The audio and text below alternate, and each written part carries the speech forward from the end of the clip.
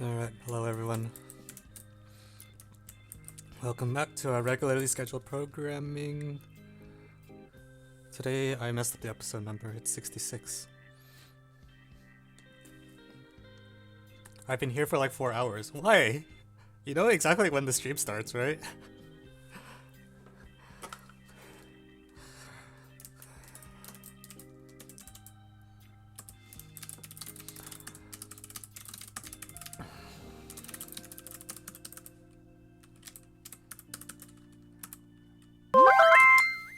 Alright, so...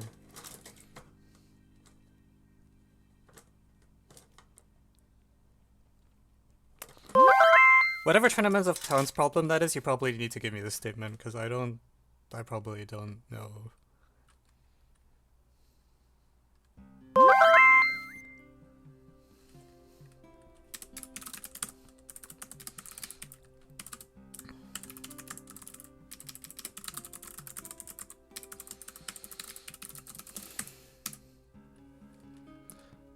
When did you say? I didn't give a Bo's number. I said I wanted to wait for the problem statistics before I gave my impressions.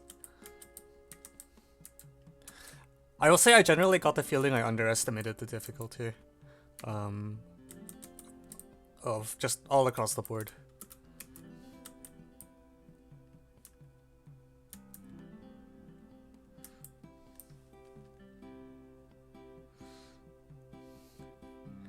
Hello.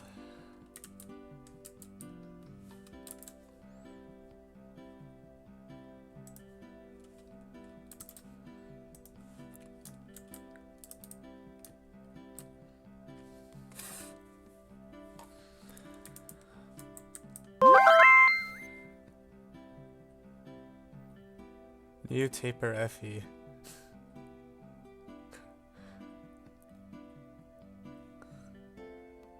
Did I see the statement? I saw it go by. I didn't click through.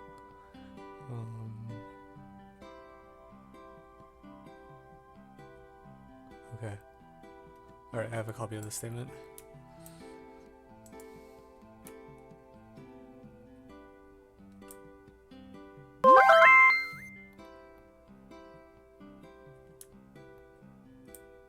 There exists infinitely many n with 2 to the n minus 1.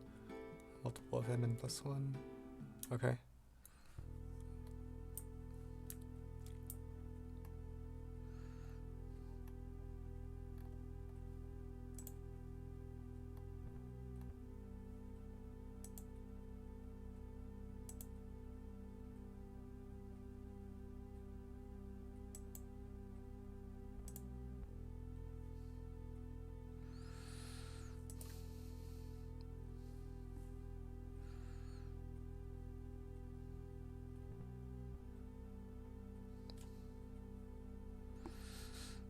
Okay.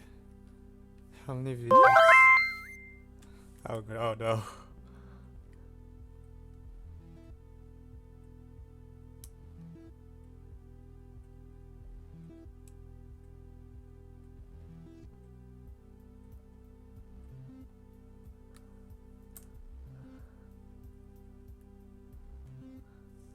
Can you only use part C? Oh. Okay, sure.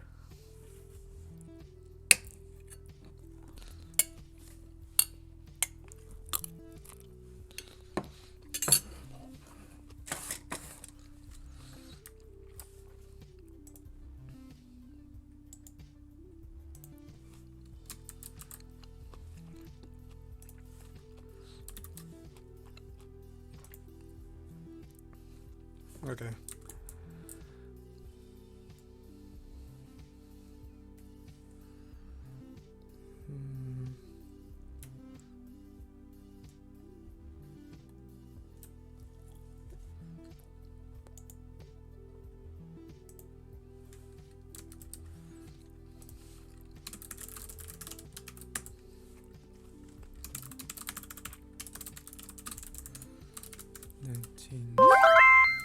Six. What's this? It's a PNG.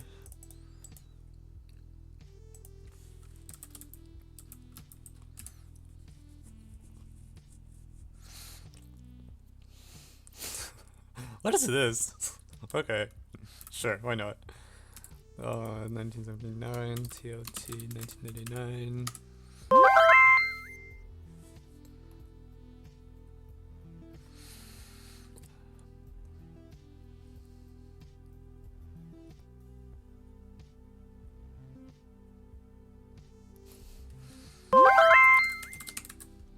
Which is better, Otis or Woot? You realize where you're asking this question, right?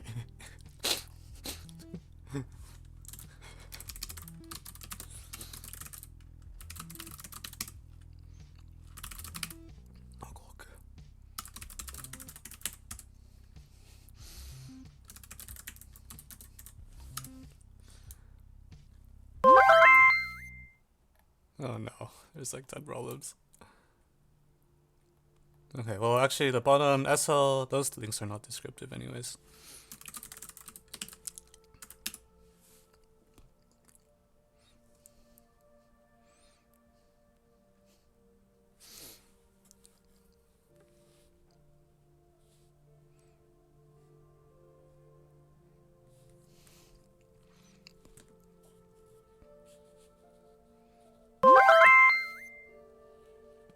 Ah! So I don't even know if like my poll lets me have 11 options whose iterates have no fixed point. Rejection counting. Okay, I'm going to veto some problems. Namely the taper FE, because I really don't want to work on that.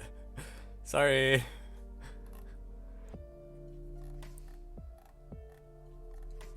Okay.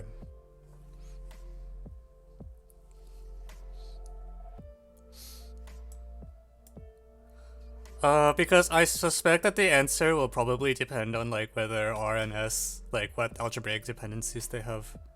Either that or it'll be either it will be really easy or really hard, I think. Like either it's just like for R not equal to S do the same thing as last time, or there's going to be like some dependency. No, it's really easy. Okay, well,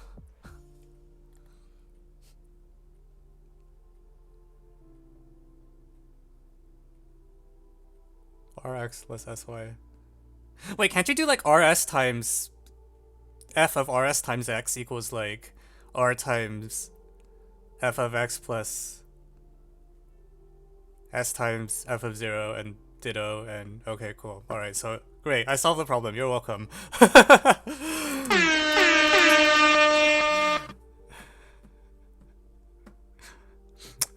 And you didn't even have to spend any channel points. Alright, let's start the poll.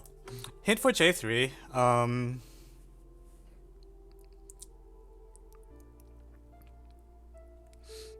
Put that on YouTube. I think that's too silly.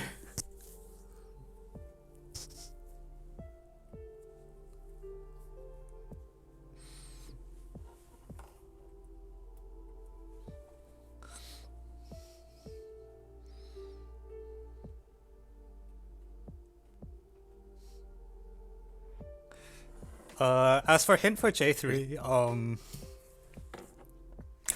I think it could help you to find the tiling that has the density 2/3. It doesn't help everyone, but I think it's informative for what to try if you know what the best packing is, because it's not the first one you think of has density half. But you can get 2/3, and you should figure that out if you haven't already.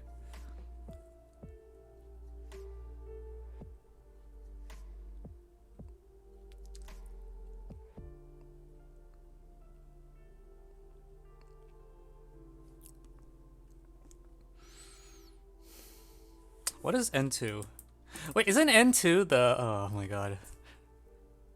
I actually should have vetoed N2 technically, because I know a lot about how that solution goes. Actually, let me return N2 now. Even though I officially have it marked as undone, I basically know what the solution is, because the same problem showed up on that year's USAMO.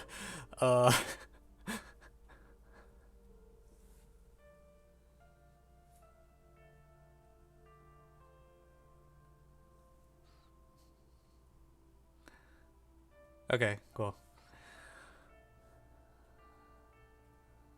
Oh no.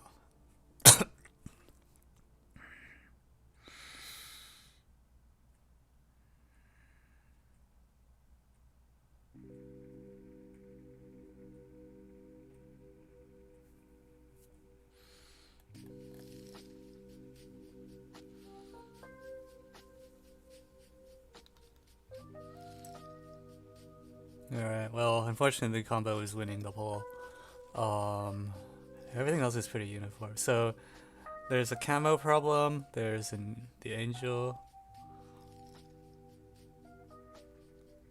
and then, like, there's a gazillion way tie for everything else.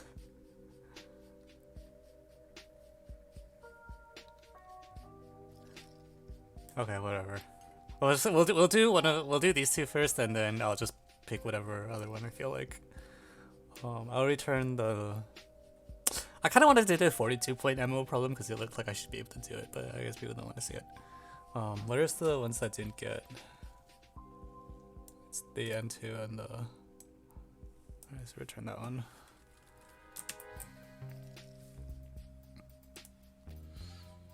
How hard is Augmenip? I don't know.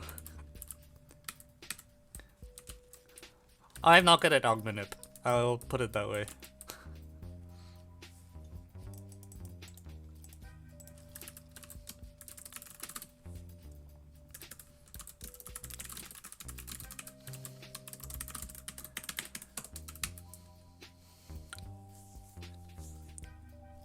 I don't like manipulating expressions. I like problems for which there's like some conceptual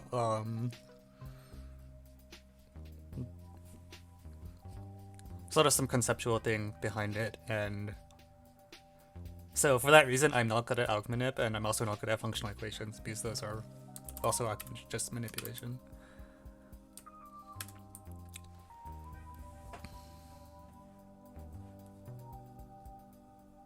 What did you think of EGMO 6?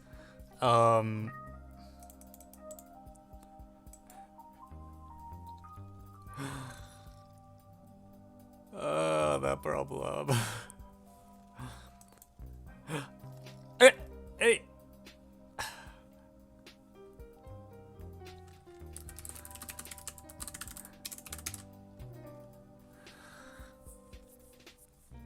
Oh shoot, is it? Oh, sorry, my bad. I didn't change the stream title.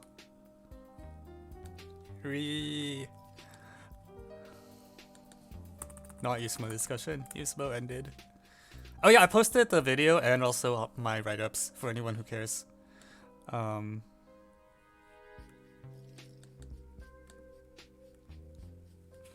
I don't know. EGMO 6 like on the one hand like okay, on the other hand like why? Like,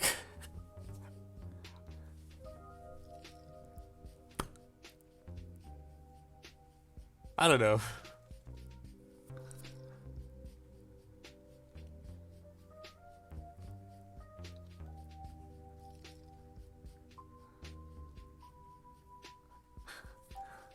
It's like, I guess the idea behind it is nice. I didn't like the way the idea was implemented.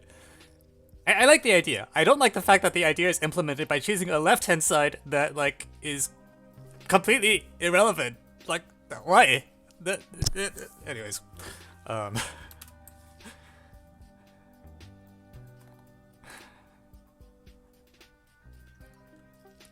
So, I don't know.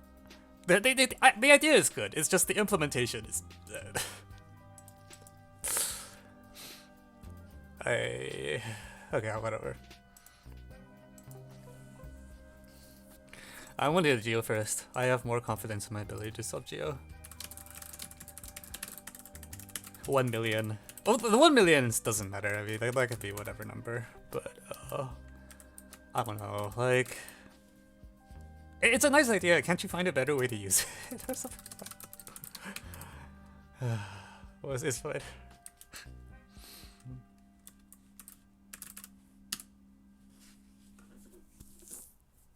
Was it what's the easiest problem on stream? I don't know. Everyone's been chosen, yeah.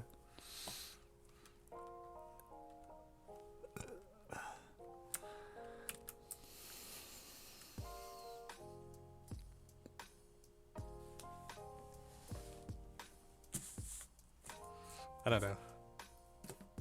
I'm complaining about the EGMO 6, but I also don't have an idea for like a better way to implement it either, though. It's not terrible that you know, pick a deliberately distracting left-hand side. It's just like, I feel like there should be some better way to implement the idea, but I don't see one right now.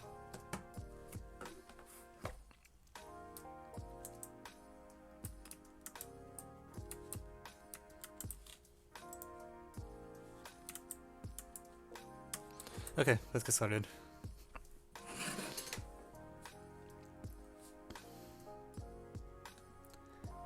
Okay, Triangle Geo is back. All right, so let's see. A, B, C. So H is the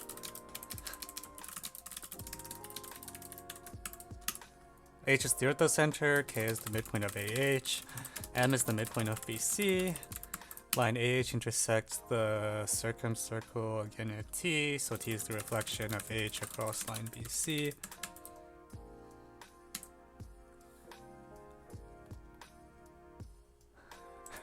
You say combo is real math. I know some people who would disagree.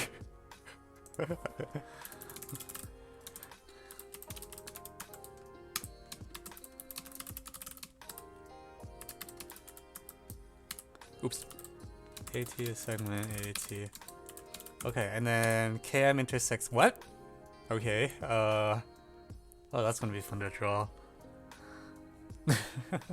So we'll let U be the intersection of ray MK with gamma, and V be the reflection of U across.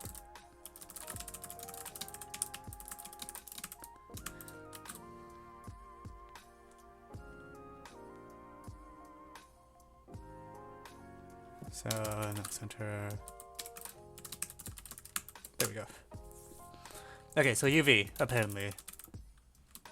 And then TU and TV intersect AB at X and Y. Okay, so...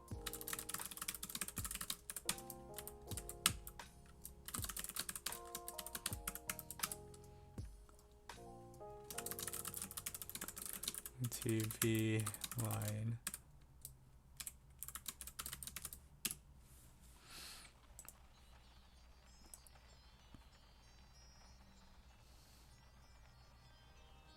Why is Y just like 10 miles off the page? Hello? Earth to Y! Why? No! Oh, come on, this sucks.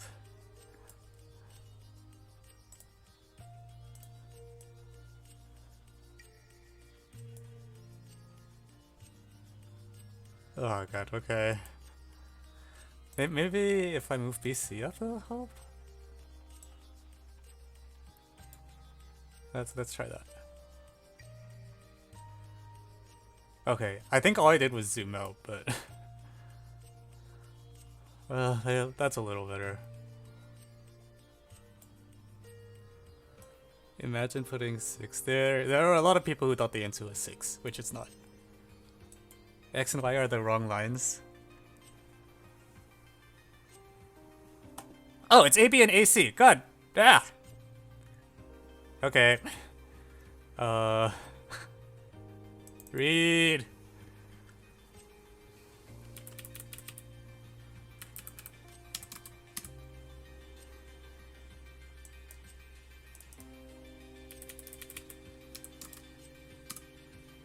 Wait, now I'm confused though, because this set definition is like not symmetric. It feels like I want to draw the other intersection as well, because like U and V are defined, like you can't distinguish U and V, but then one of them is chosen as X and the other is chosen as Y. So I'm curious if I draw like the other, like there's an X prime here and a Y prime here if I switched B and C. I don't know if those points will matter. That's just something I noticed right now. Okay, so W is on...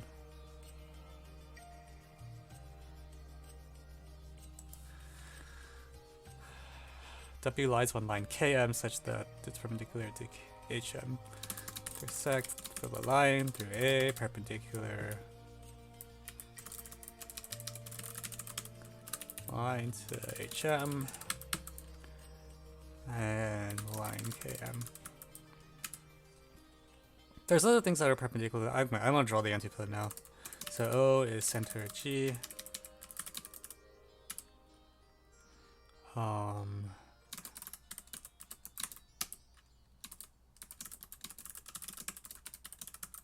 Yeah, so this thing is a thing. So this right angle is like, what's that right angle mean?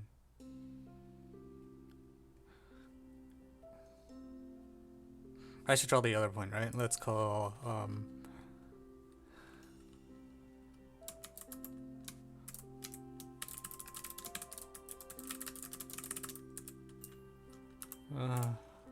well, Q is fine. So line A to line HM. So we're going to draw this point right away, because otherwise that point W is in the middle of nowhere. Okay, so AQ is whatever it is. And then you meet here. QH. And C is the reflection of A over W. Okay.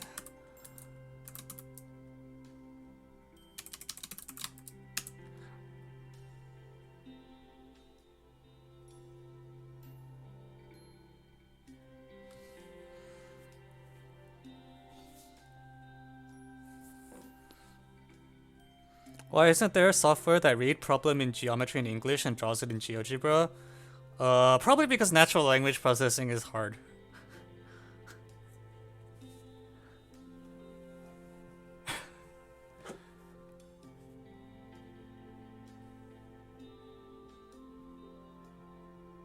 Okay, actually, why did I draw WM? UV is the score I would care about. Yeah, no! Delete WM.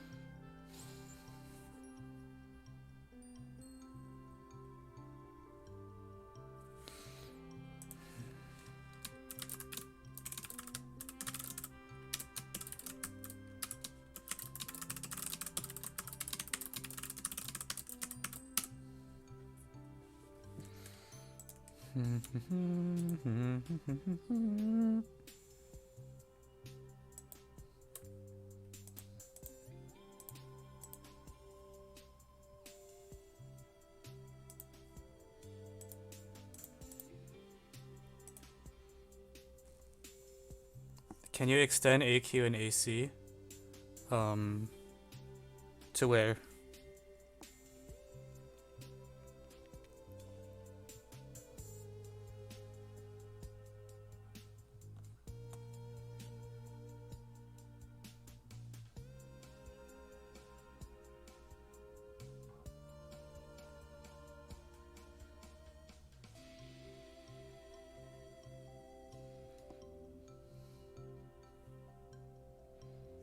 A prime Q. I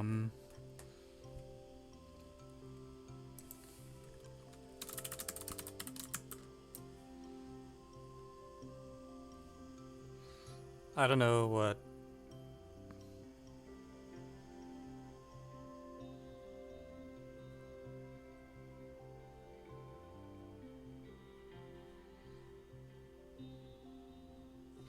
No, it can't go through Y because then by symmetry it would go through X. That's not a so like it fails a symmetry test, so you don't need to consider it. Why did I add 8 prime again? There's a perpendicular to HM, so I wanted to grab it, right? Like that. There's a bunch of important things about this line HM. It's like it passes through the antipode here, and it passes through a pretty nice point here. This point Q has some properties like it's the center of a spiral sim from like altitude, blah blah blah. I don't know if any of those matter,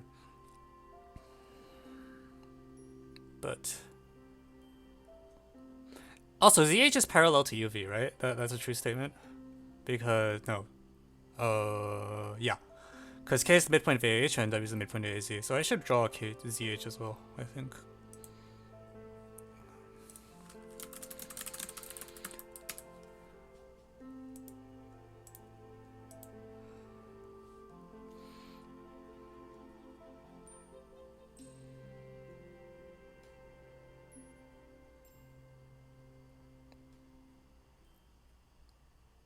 I wonder if I can like throw some Pascal garbage at this. So what would a good Pascal be? Because I feel like X and Y are really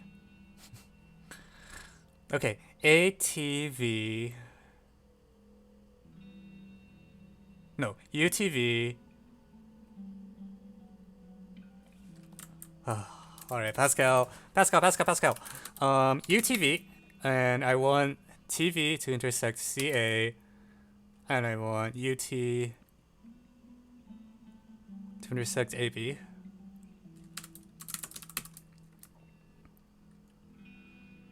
So it's VC intersect BU.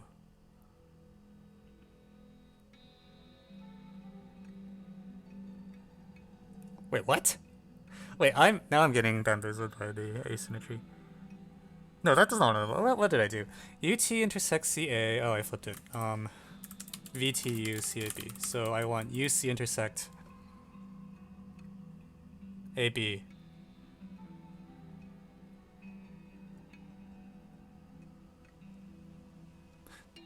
Can I get rid of T this way? Does T even matter?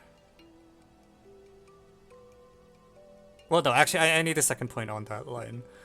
But, yeah, I need a second point, so... Okay, so BV intersects... Is it BV intersects U? Oh, that's off the page again.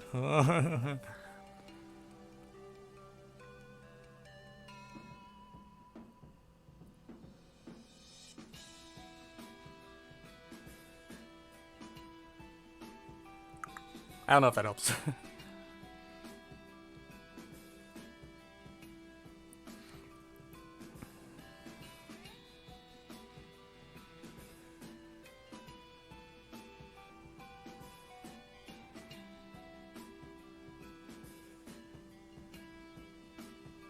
There's so many midpoints in this problem. What is T doing though? I feel like T I haven't really tied anywhere.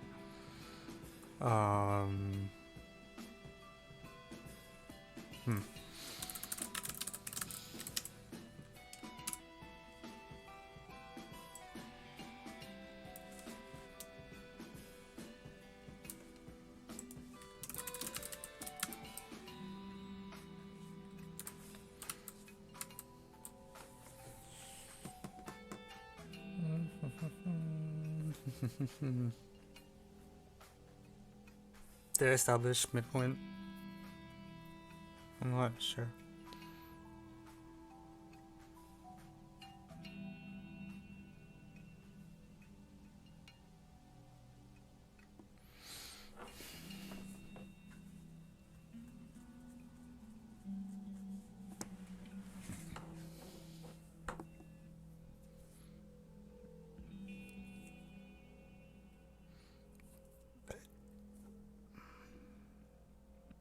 HZ intersects circle again at N, and then N has properties.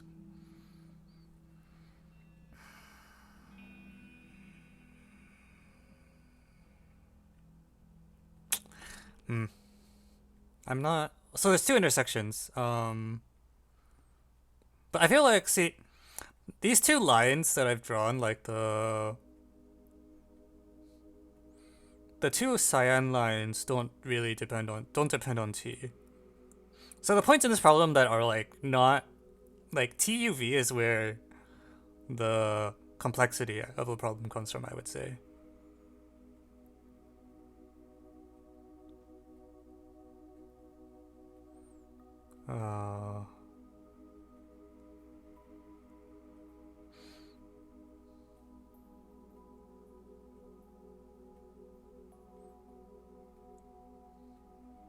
I almost want to like dilate U and V or something, but I don't see what that would do.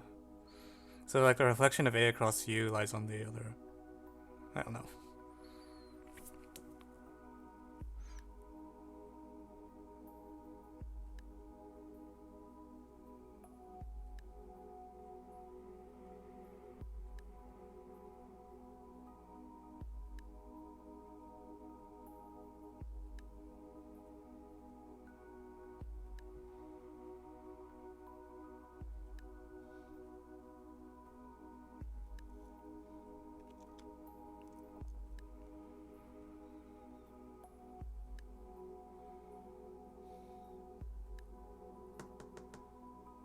Hmm.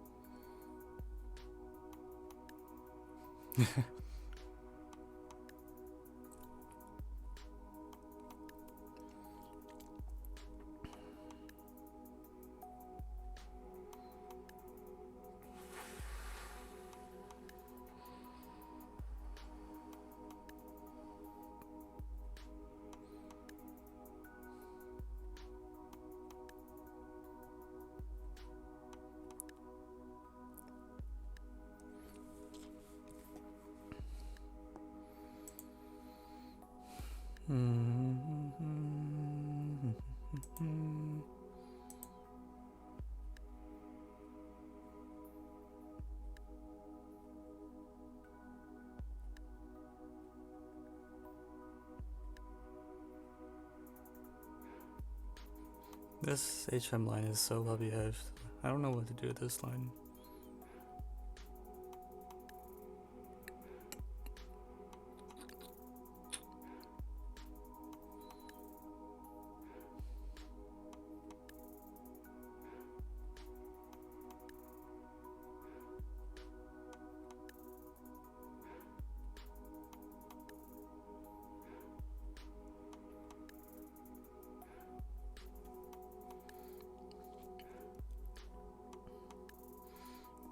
The intersecting UT with AB and E. Like, okay, I'll draw the points.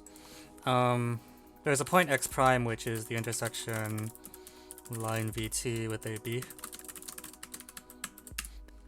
Yeah, this is the one I was mentioning earlier. And then we'll call Y prime is intersection of NTU line AC.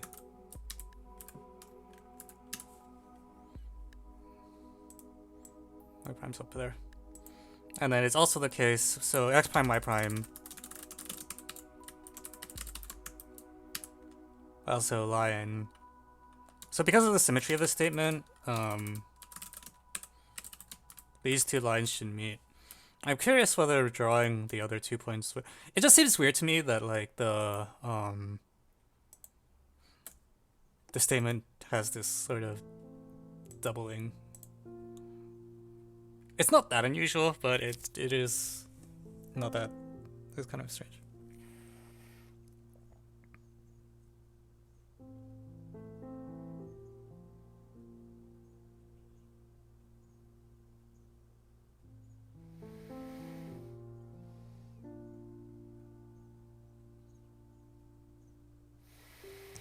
UVA TZ intersect gamma.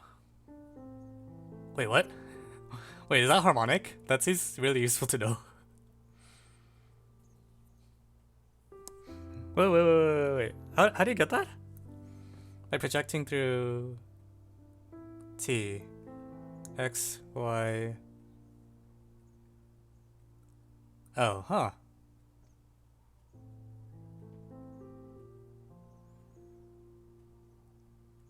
Okay, does that let me get rid of X and Y? That seems like a good idea.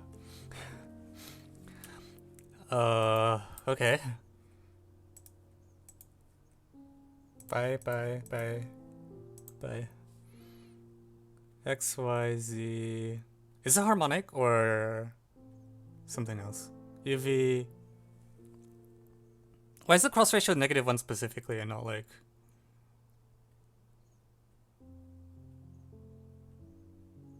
some other number?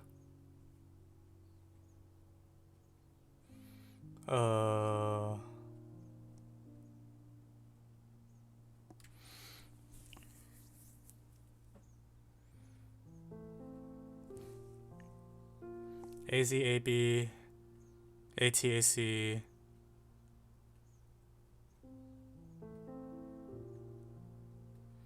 Oh, that's very good.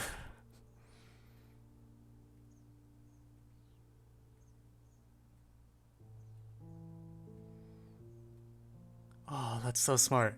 Okay, cool. We are getting somewhere.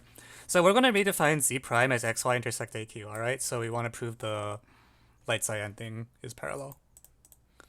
Ah, this kills x and y. Great. This is great. So redefine z equals xy intersect aq and claim that z prime h parallel u w k and b. Well, then because q t b c is harmonic, it follows that by projecting onto xyz, you get z ah intersect xyz xy is harmonic.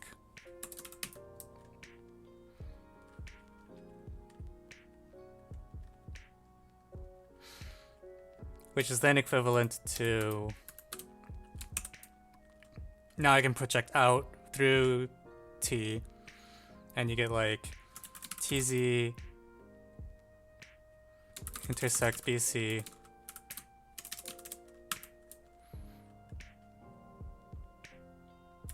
a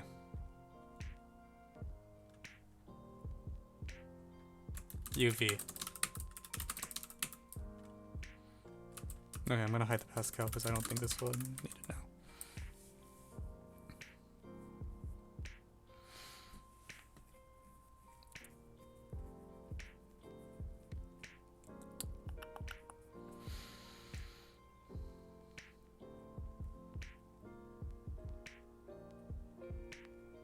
Okay, so this will let us clear the points x and y from the picture, which is great because now the asymmetry that I was fretting over is gone. And so the only thing is we need a new point. Let's call it... We used up uv and w. We'll call it r. Alright, so r is tz intersects bc.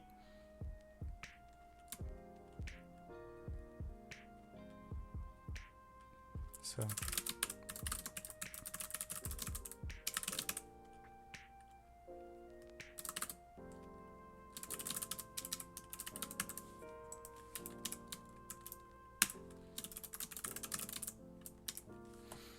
Actually, maybe I wrote this up a little weirdly because I'm trying to get rid of oh no, it's fine. We'll stick it this way for now.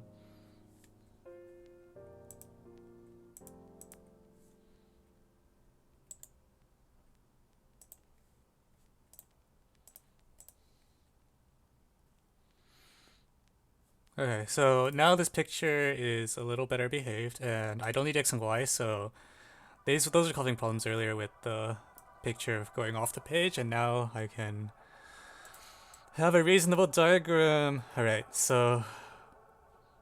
Alright, U of V R A.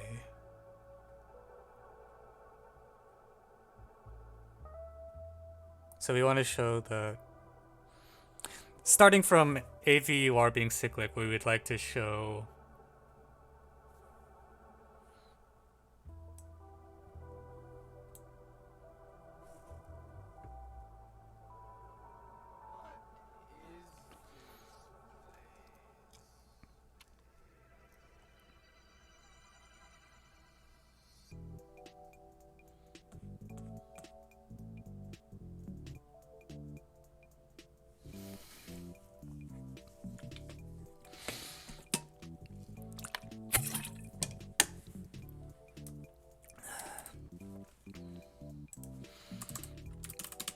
So I actually wonder if maybe it's better if I do the following.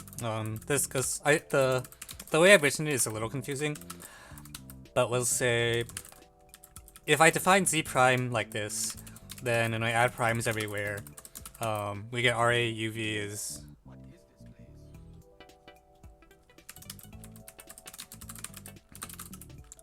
so R. We'll let like R prime be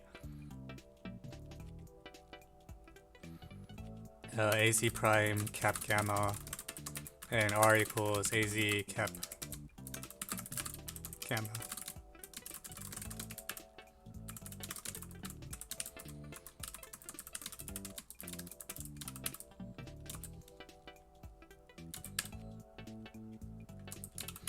Okay, so my goal, I think it's a little more natural if I phrase it this way. So this is what we do with z prime. Now we do the same thing with z to get the same analogous z and r, and we like to show. We know this one's harmonic. We'd like RAUV to be harmonic without the prime. So let's take this as known, the parallel is known, and then try to show that this quadrilateral is also harmonic.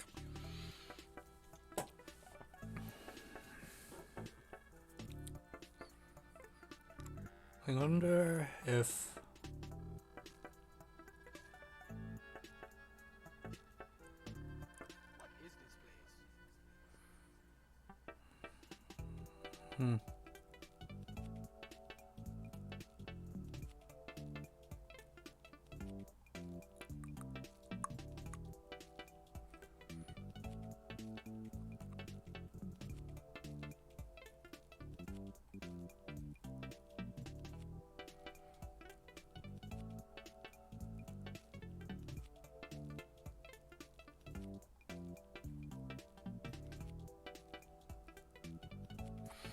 I wanna do something with you and maybe or something.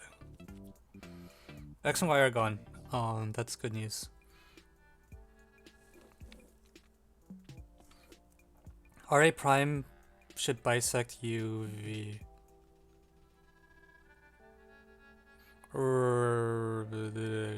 What?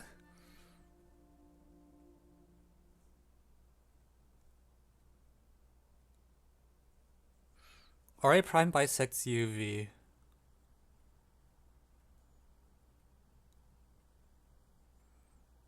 Wait, is KM parallel to AA prime and I'm a dummy? Oh, I'm so I forgot the most.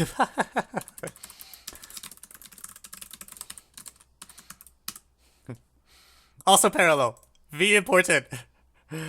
Oh, jeez.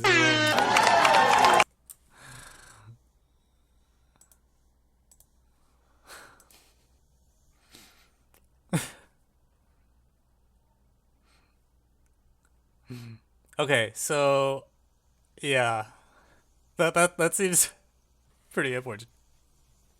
Oh no.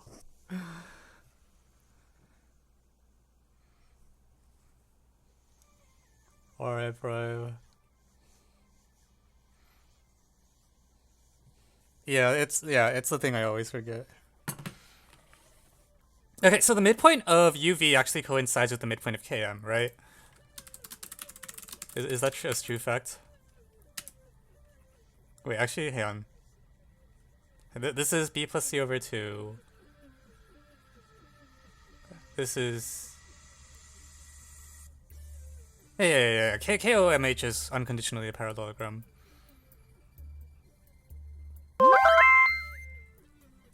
Shout out to How Fun is Mystery Unit. I think it's kind of fun. I don't know. I'm not spoiling what it is on stream for obvious reasons.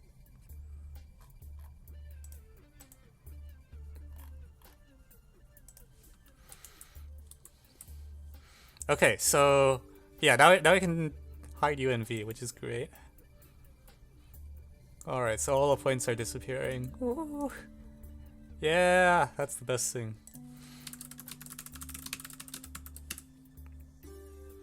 Alright, I'm gonna keep coloring all these parallel lines cyan.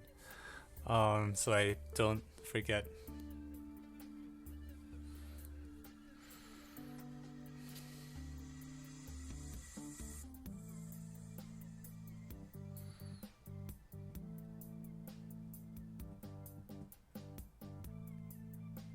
So ZH is parallel to AA prime, parallel to that thing. RA is like... wait, actually I think this is just like... No, never mind. I take that back. Feels projective. Is there a reason mystery is mystery? Yes. That is a topic for which if I tell you the actual name of the unit to start, it would spoil a lot of the instructional value. RKO collinear, I doubt it. Let me check. Yeah, no.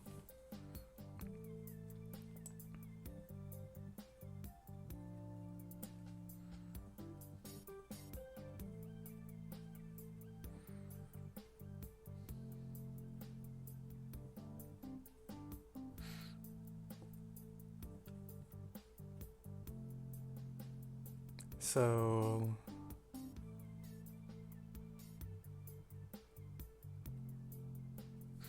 I feel like I should be able to make this projective. Hang on, because the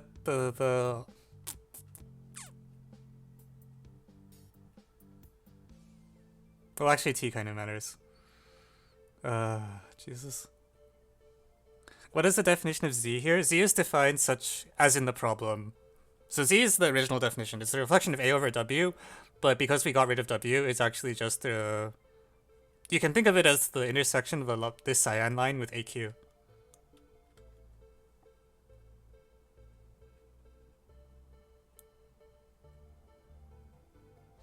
What happens if you redefine? It'll probably still be true is my suspicion. Like that's why I keep saying I think I should be able to make this projective now. Because, oops. If we redefine A prime as the reflection of T across the perpendicular, well, actually it's line OM. I don't even need to set that. Oh, actually it's not true. Alright, so I still need to use some. Huh. Okay.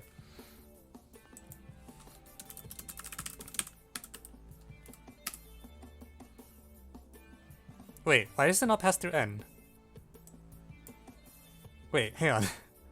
No.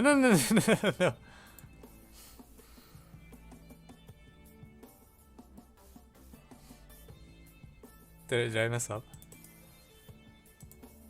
Wait. We think those are linear, right? Hang on. What did I do? N is not the midpoint of UV. Oh, I'm stupid. Oh my god, what?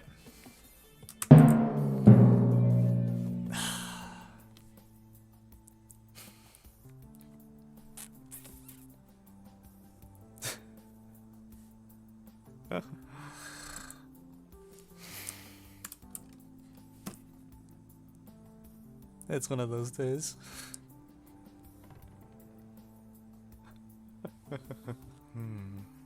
Alright.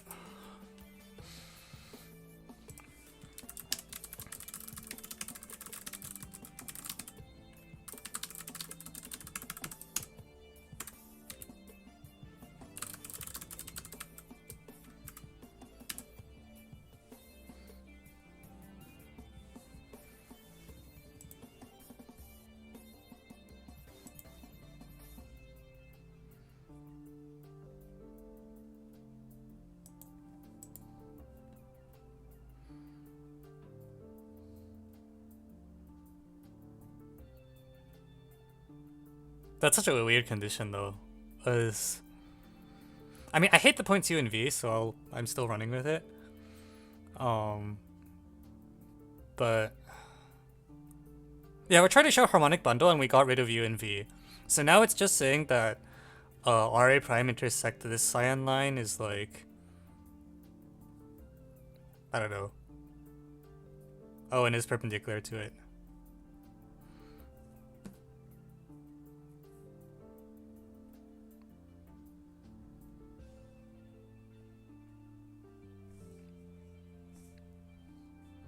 Yeah, I agree it's equivalent to RAO in cyclic.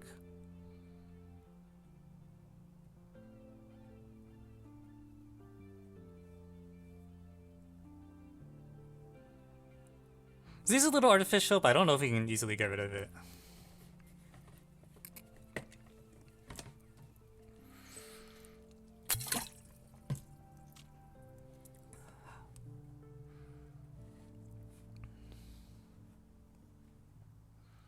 Oh, are they all cyclic? No. Why not AQ and O cyclic? Wait, what? AQ and O cyclic? No, wait. No, it's not. When Purple Comet is released, can you do a Purple Comet live speed run? We'll consider, but I don't know. It doesn't sound that exciting. I wonder if RNQH is cyclic.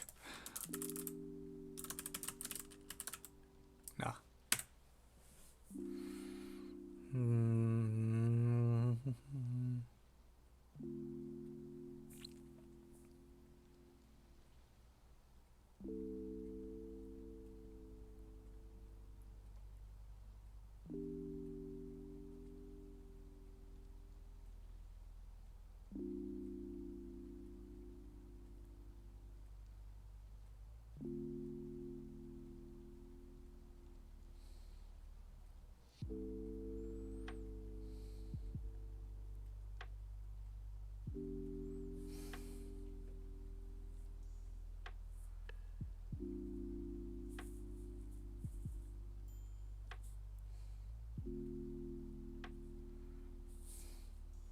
Is RZH a prime cyclic? Let's find out. No.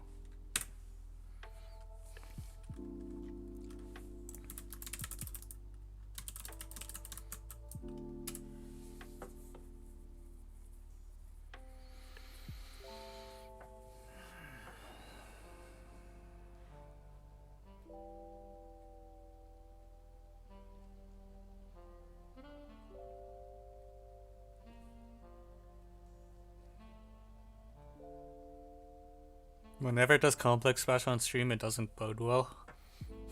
Is that a suggestion? Is that what you want? I have done complex patches on stream before. They don't typically go very well because it's really hard to...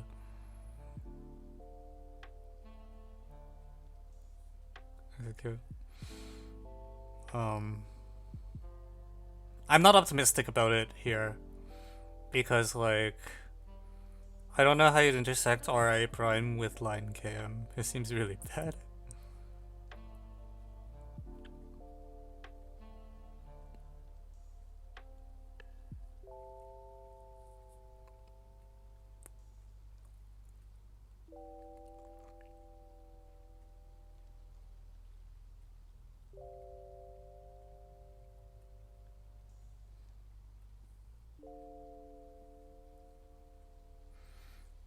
Yeah, R and Z are what's keep RZ, and to some extent N actually is kind of a weird point as well.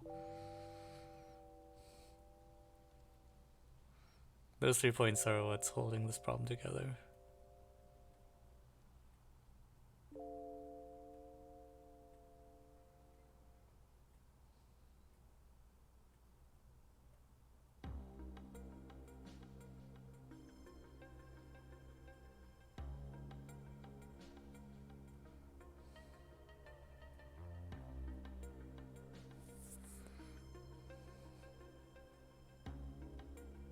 Every day Evan doesn't do G6 is a sad day for 2017. Root BC. You can try it, I don't know, because I don't think I can control any of the points R or Z under root BC. Maybe Z you can. I don't know, but I don't think R. What is Canada? Christmas. Christmas. Wonk. Yeah, never mind, it sucks. Alright, that's what I thought.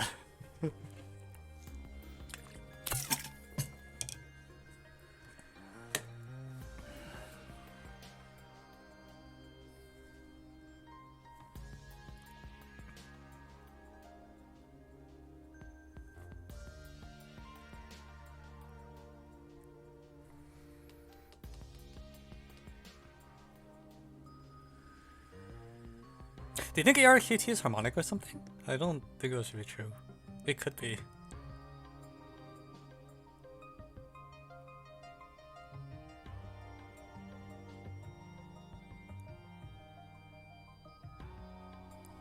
But see, we did this harmonic stuff to get rid of U and V from the picture.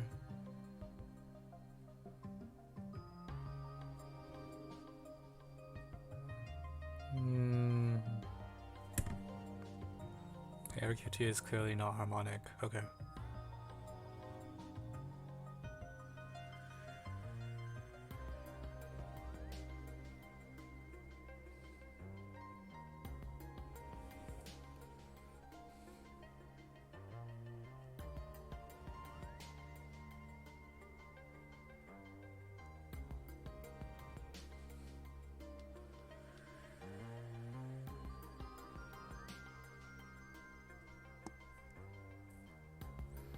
Yeah, you're right. Yeah, it's too close to the arc midpoint.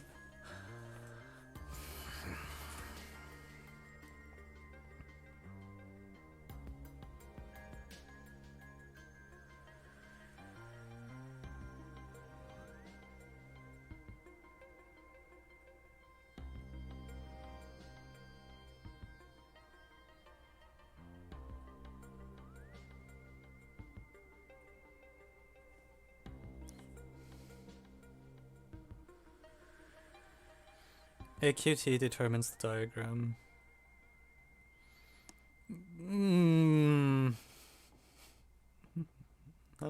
I mean, let's see.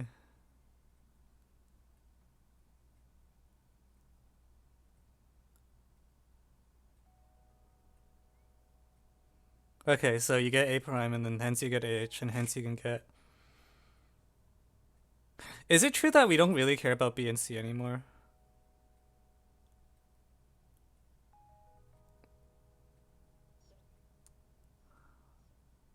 Do I hide the original triangle?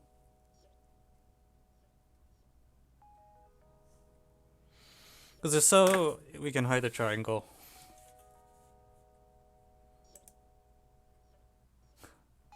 Oh, I do that and suddenly the diagram looks like super bare. Alright. What is this problem becoming?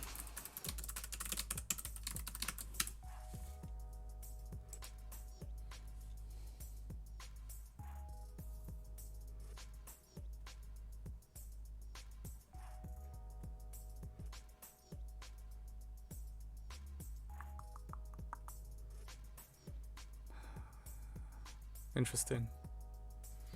This is actually this is so the ortho center doesn't really matter, does it?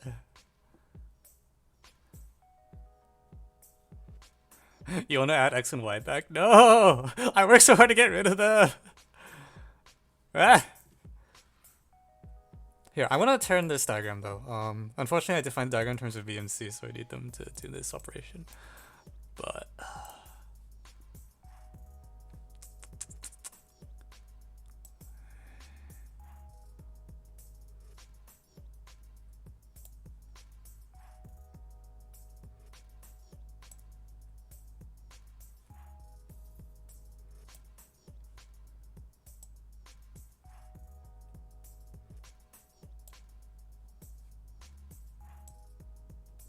oh, that worked, kind of.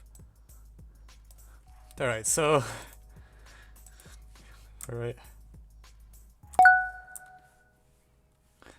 So, the problem is now saying we have,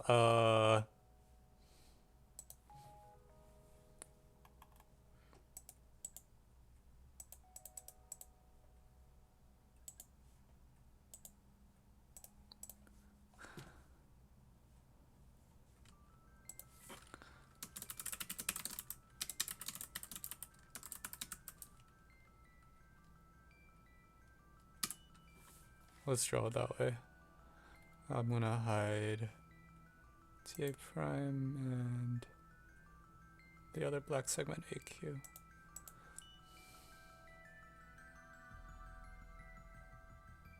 Yeah, this is a lot easier to see because now AA prime is horizontal.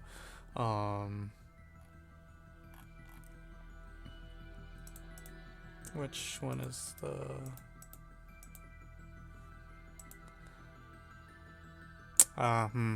TQ looks parallel, it's not supposed to. Okay, let's fudge B and C somewhere.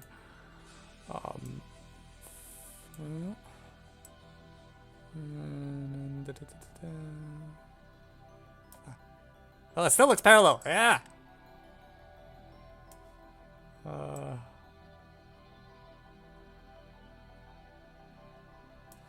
The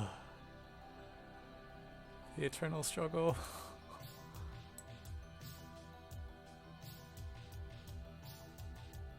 Okay, good. Stay there. Alright, we did it!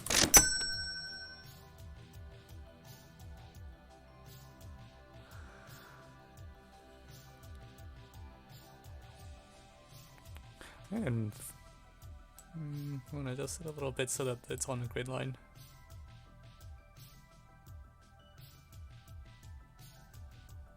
Okay, sorry, I haven't checked chat for the... Should I be productive and grind 2018-6? Which one's from 2018-6?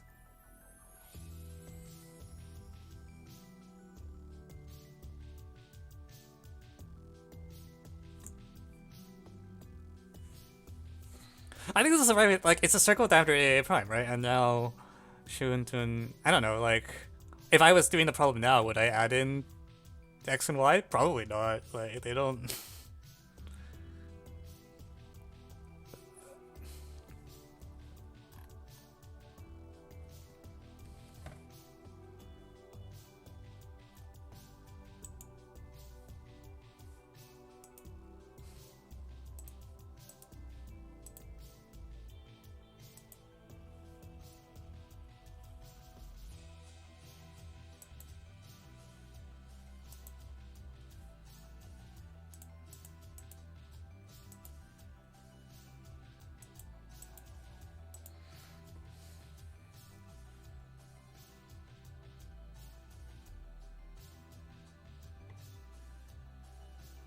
Okay, so add HZ intersect AT, and yeah, actually, yeah, we should draw. This point is probably fine. Oh crap, why is it?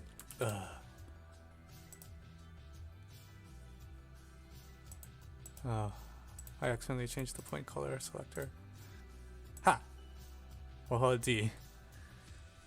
QHZ, cap AT, cap gamma. Wait, what?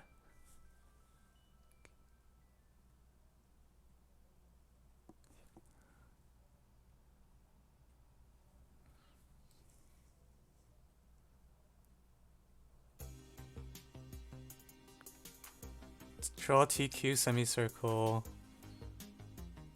Do projectives. Project through the point of infinity on A prime. Through where?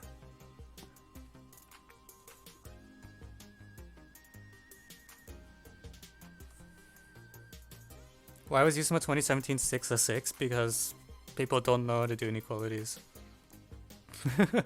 Kitty intersect gamma. No, hang on. Hold on for a moment. Warren has a claim that he's done.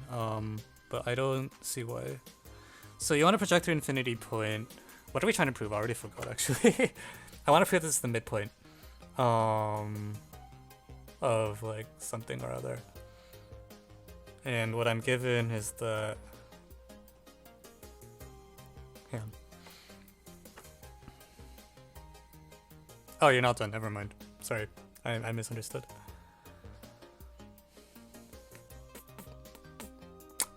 Guys, I have an idea. What if we use Cartesian coordinates?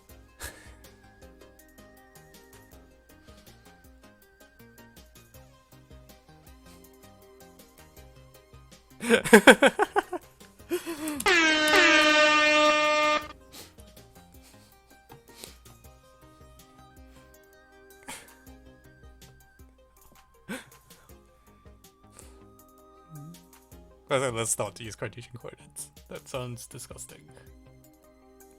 It would work though, right? Because, you know, you put these on the unit circle, you intersect that, you drop its perpendicular, reflect, and so it would work pretty well. I'm not gonna do it, but at that point, why not complex? Because this is a case where you actually care about like x, y coordinates, right?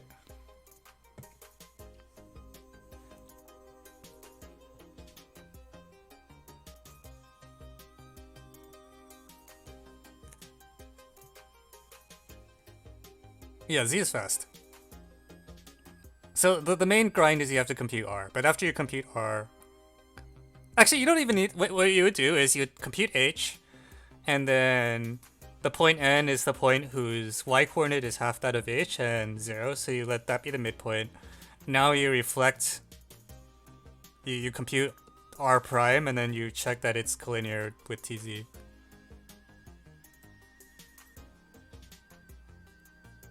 What did I reduce it to?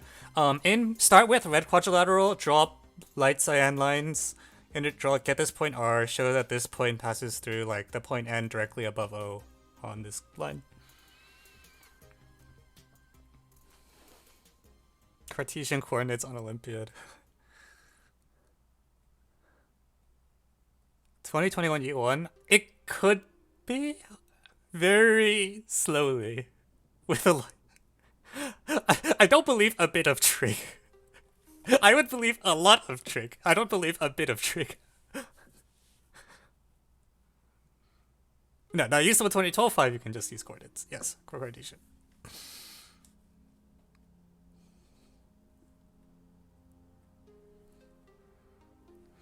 Yeah, or you could solve the problem. That works too.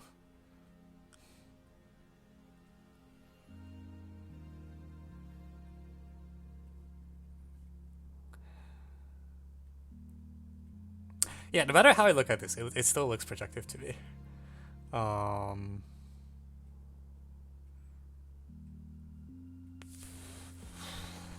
But there's slightly too many Euclidean conditions.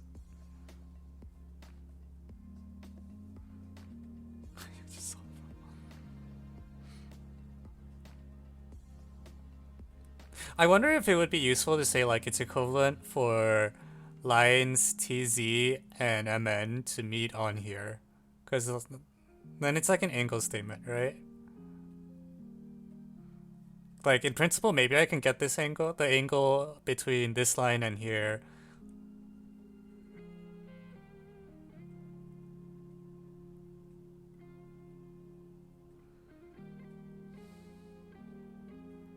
You can get the angle between green and cyan, maybe? I'm not sure. I feel like you should be able to.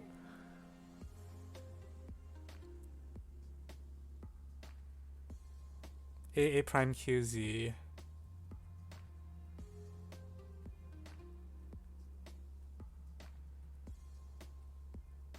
Oh, is T not needed? Is that what's happening?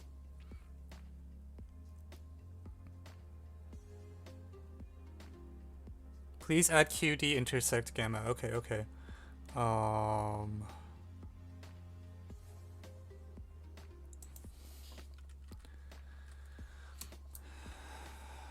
S.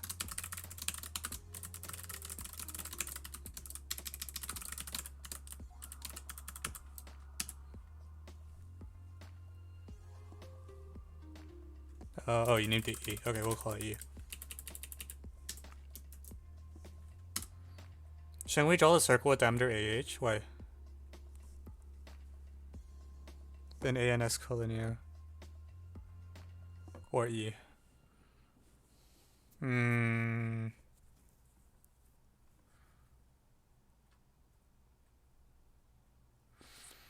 Okay, well, let's follow the suggestion and see where it goes.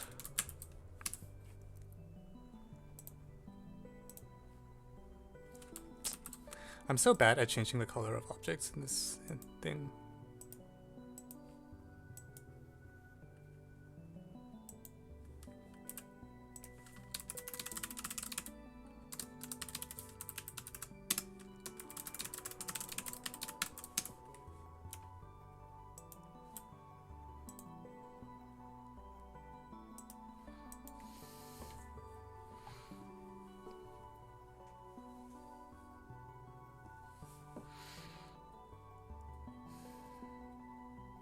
So,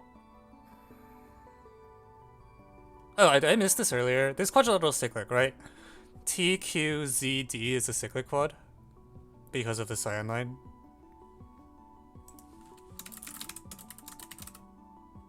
Yeah, so this is a cyclic quad. So when I push it out, when I push D and Z to E and R, then I should get a trapezoid, and that trapezoid's diagonals meet at a point N. So all I need to do is show that the height of N is half the height of H, or something. How do I do that?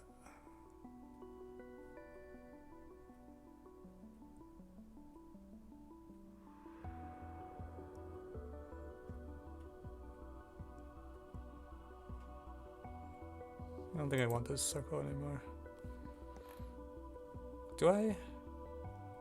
Do I want this circle?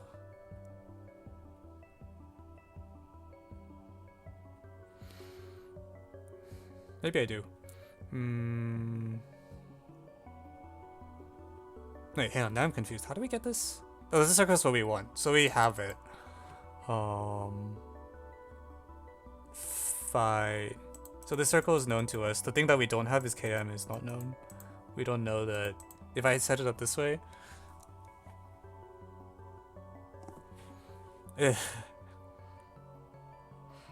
This looks like Pascal. The midpoints are kind of shitty.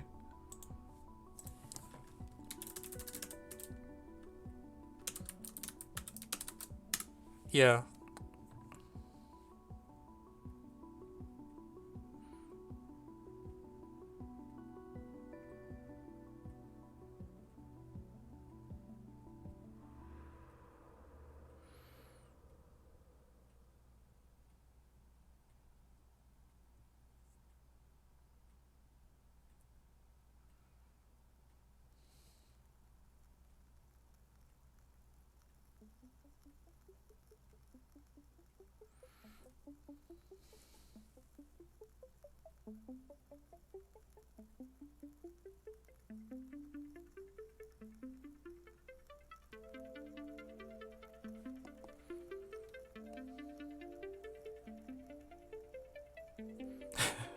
Oh man, I feel like what is this?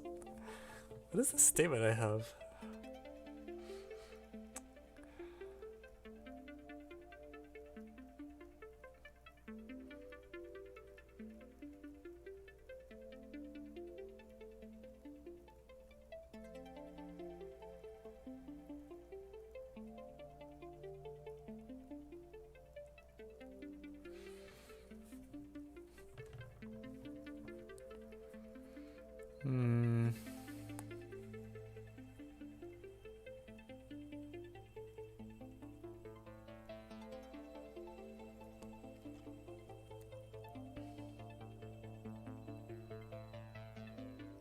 EHRA A prime. Okay. For a moment I thought the parens were a circle and I'm like, that's not a bad idea. And then I looked at the diagram and I'm like, that's a terrible idea.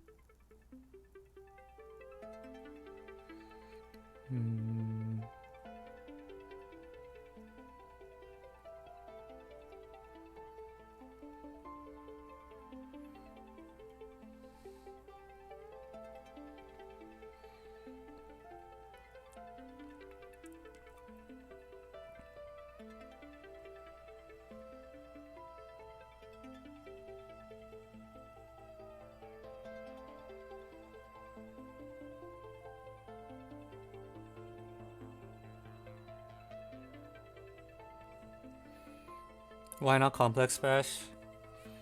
I told you if I was gonna bash this, I'd actually use Cartesian, not complex.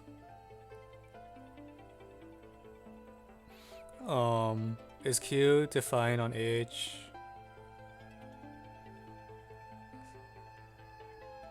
Left one is A prime.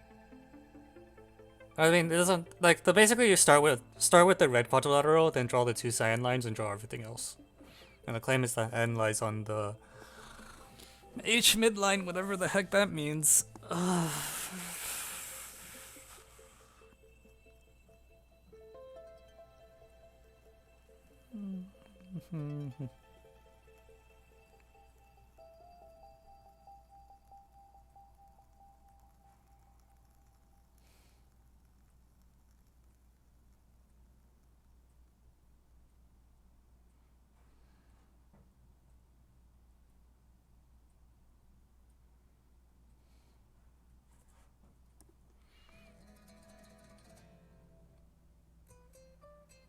Wait, what happened?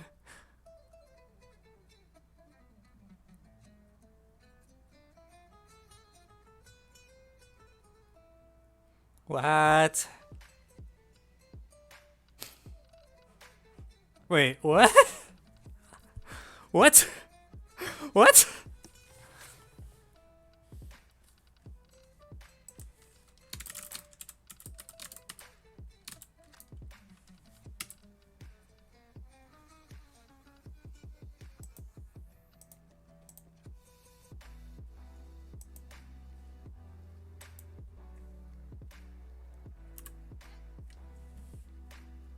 Does that help?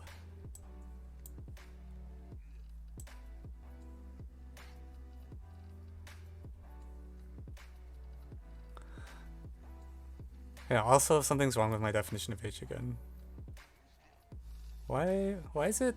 Hang on, something went wrong. H isn't staying on there. Or N, it's not N.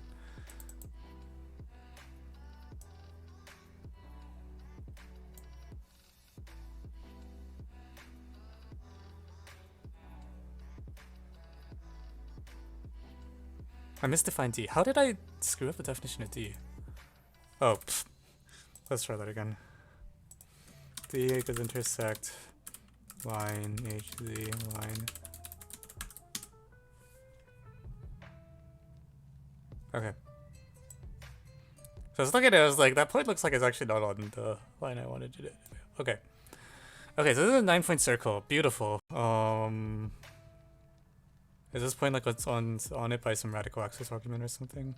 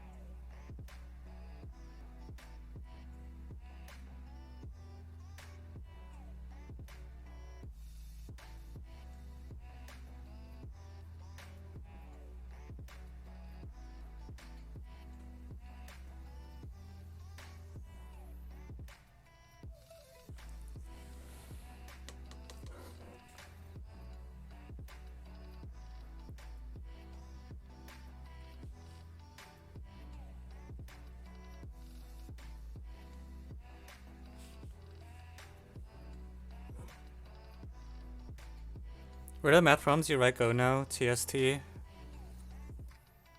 Sort of. I don't write as much as I used to. I kind of used up all my good ideas like in around like 2014 to 2018-ish.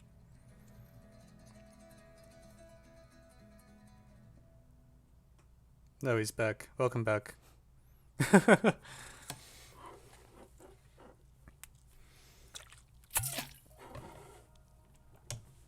Help me solve this freaking problem.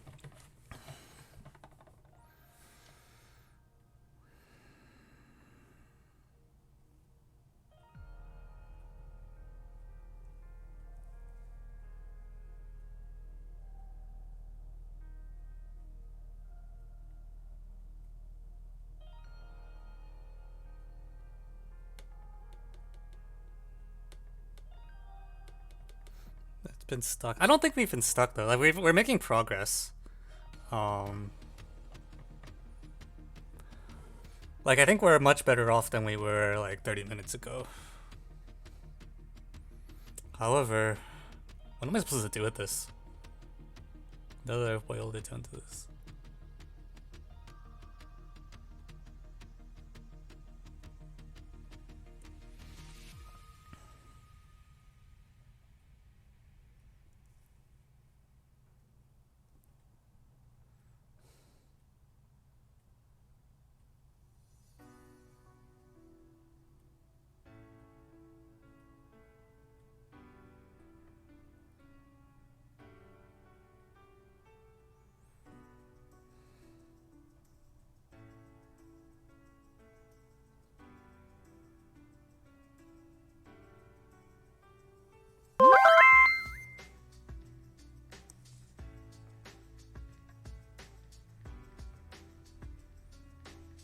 Shout out to...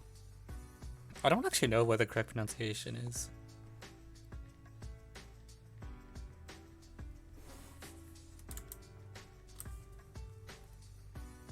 Shout out to Fart Knock Ave from Fart Knock A. Let's pretend that's the correct pronunciation.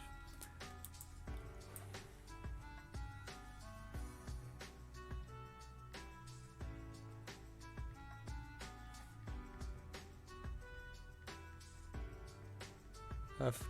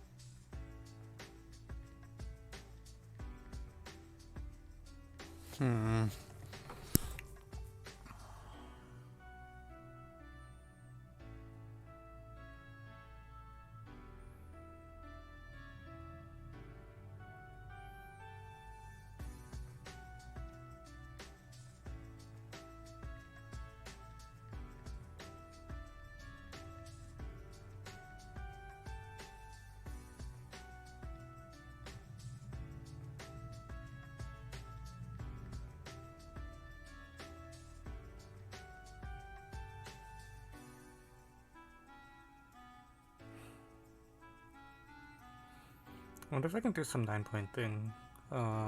Actually, so if H is the orthocenter of AA prime something, what is N if that's the case?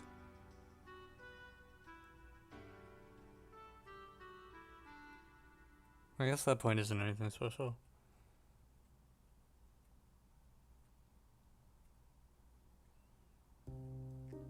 Where's the center of the 9-point though?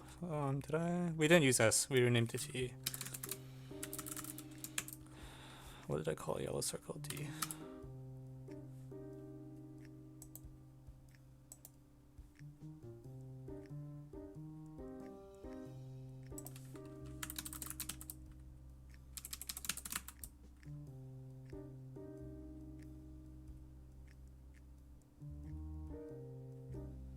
That's what we want.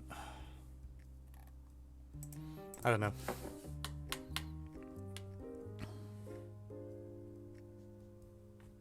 Did you get any further with the tank problem? Not really. But I also spent most of today doing USMO stuff. So I didn't get much time to think about it.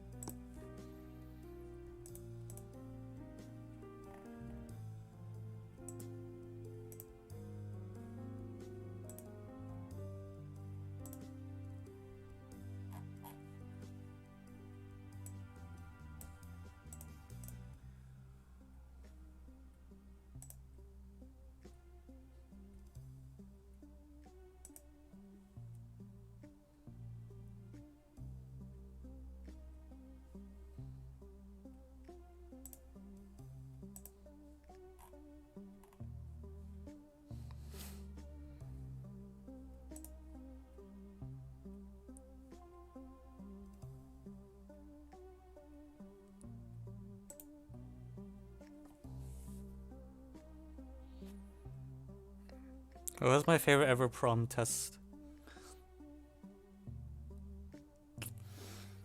I had to think about that one.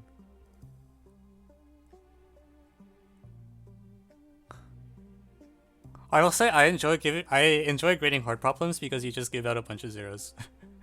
It's very therapeutic to just like write the number 0 repeatedly.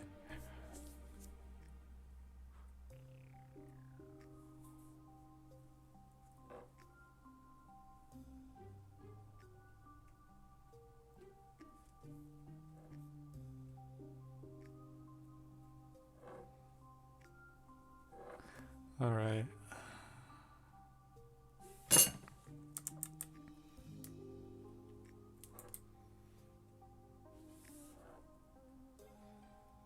What's the funniest submission? Probably one of the poems, or different things. There's a lot of the 0 papers are really funny.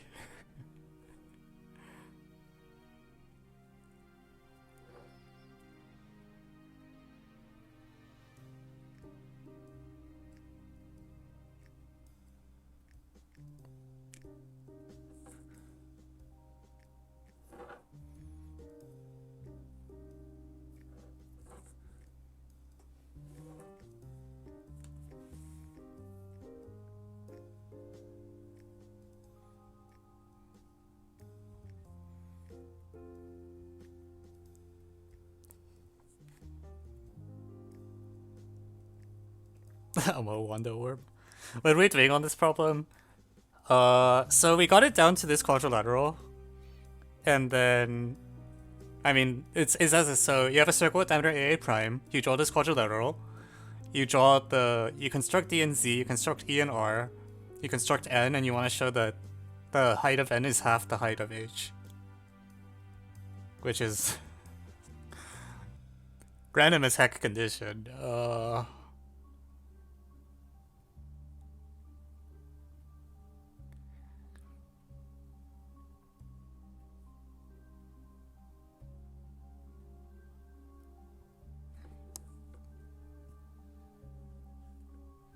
But it is what it is. It's better than...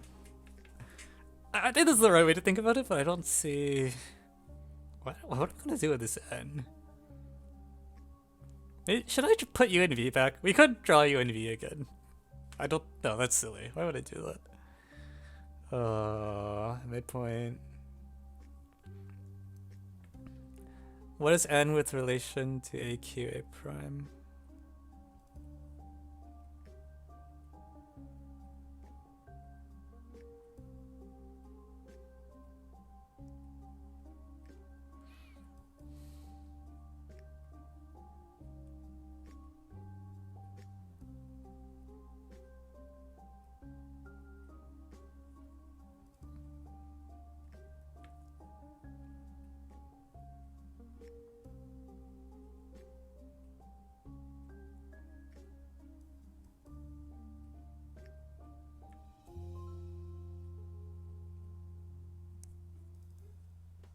Taking BC to X1, X2.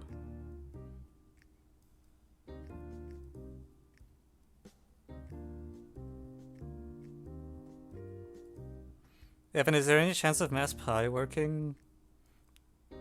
Not really. No, not as far as I know.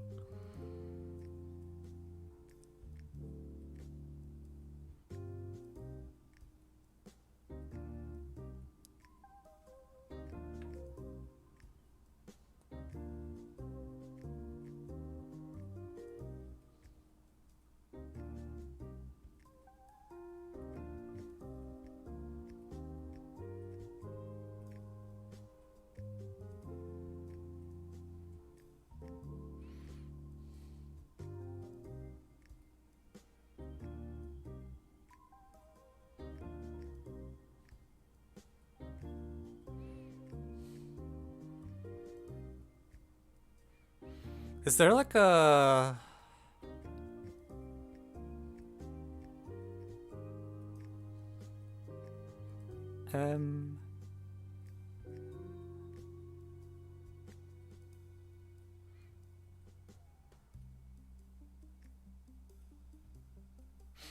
I want to see if there's like a way I can get like a radical something to work. I don't know what that would look like.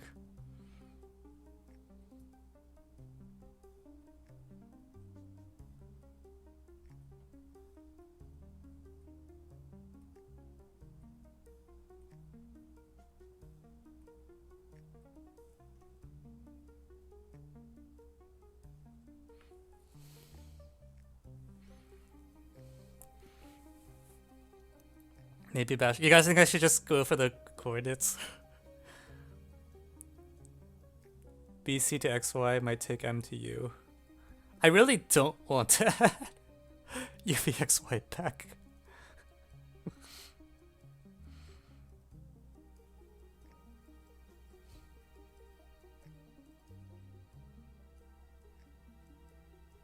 Why was USA TST 2010-6 literally an unresolved? I don't know, ask the organizers. I didn't even go to MUP that year. Because I was in 8th grade.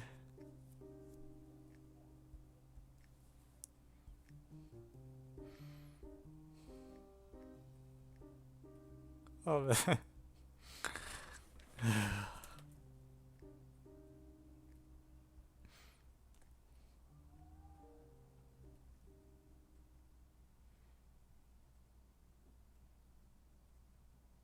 What was the most ungeneralized problem? Honestly, EGMO 2026 might take that prize.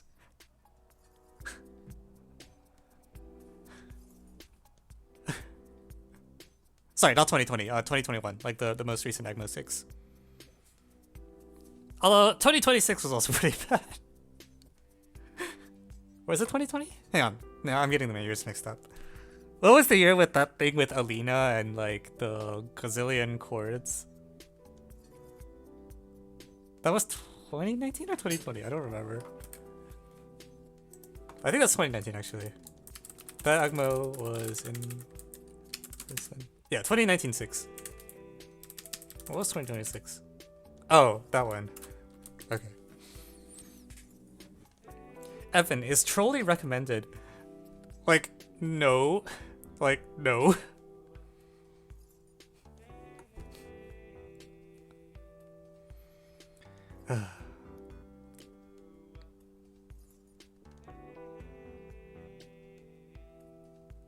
I literally tried to do as bad of a job as I could while being mathematically still complete when I wrote that thing. Despite this, some people say it's quite good, and I was just like, oh my god.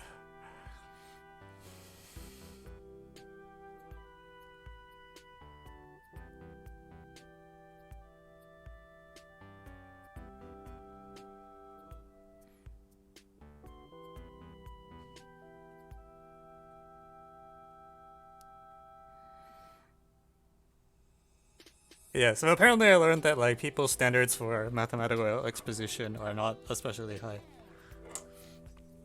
Alright guys, help me with the problem. What do I do here? Like, I haven't done this. We know... Do you really want to add B and C back? Because I really don't. I feel like this is like... Because when you write it this way, it becomes clear that T and Q play symmetric roles. And this is like very not clear in the original problem. So I'm like hesitant to bring back B and C.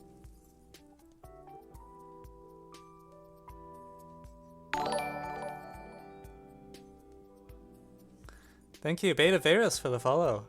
Hey, welcome to the stream.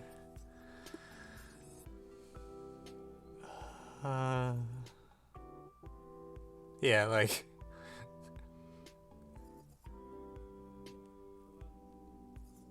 Cartesian would work, for sure.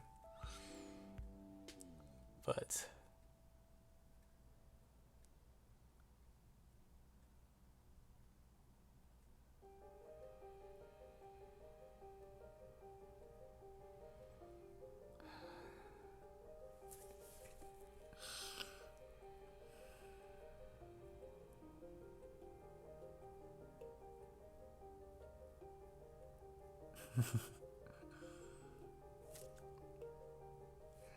Alright, I'm gonna wait. I'm gonna stare at this for another, like, 10 minutes, and if we still don't have anything at the end of those 10 minutes, I'm going to use Cartesian.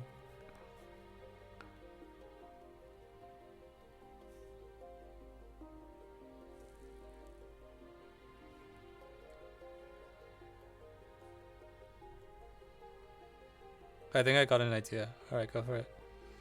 If TU intersects AB and AC... No!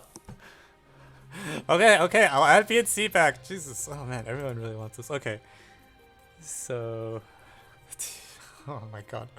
I worked so hard to get rid of these, I don't even remember where they are. U and V I can get. B and C, I'm just like, oh my god. Don't add back BC? Okay. Alright, actually that's believable then. U and V you want back.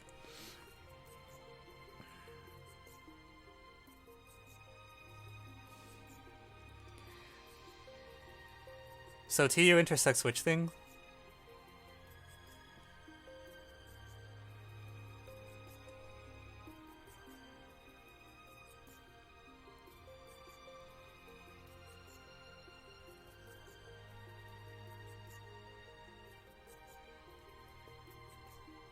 How can I stream? Just look it up. It's you download a broadcaster program and you create a Twitch account and that's it. Okay, I did back U and V. U V is still kind of related to this picture, so I can understand U V. But the intersection of T, A prime, and Q, A on this.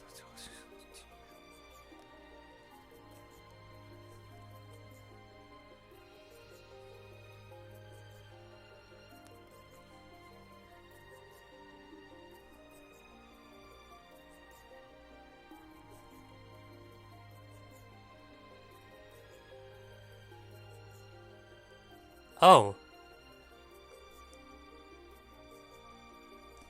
Oh, is that what you're supposed to do? So the fact you're quoting that the polar of the orthocenter of HAA prime is coincides with the midline is a...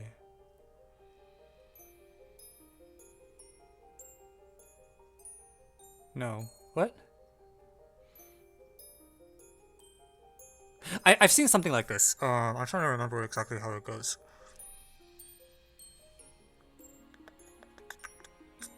It's not quite the same.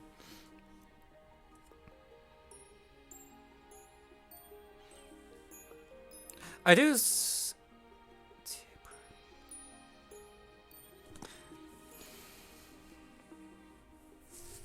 Now I'm thinking though. The polar is through H. Which the polar? Okay, which pole slash polar is being constructed? I can't tell anymore. By Brocard, it's like this polar and this polar. Okay, and then what does that have to do with E, R, U, or V? T intersects A, B, and AC.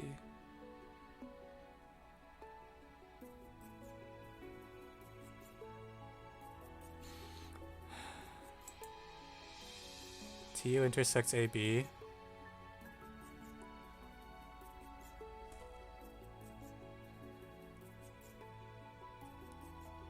U is the midpoint of what?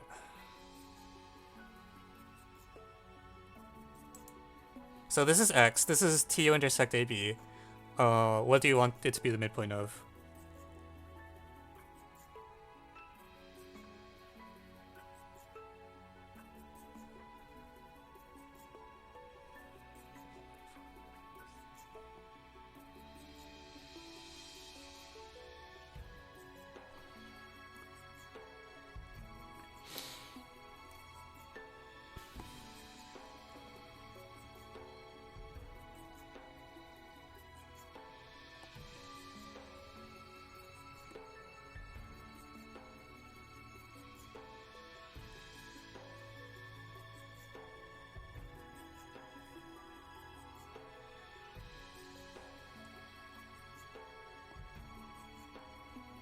AB cap to U and AC cap to U.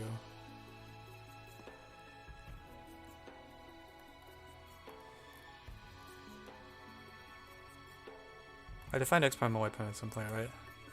Okay, so that's X and X prime. Or did you want... Oh, you want AC cap to U, so that's Y prime?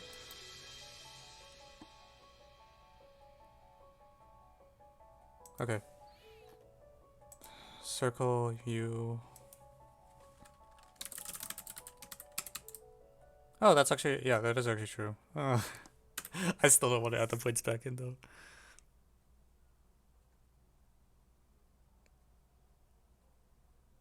Yeah, U is it is indeed the midpoint. I just really don't want to bring X and Y back.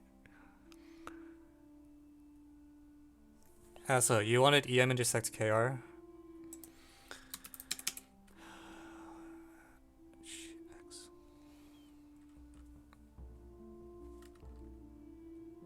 What do I call it?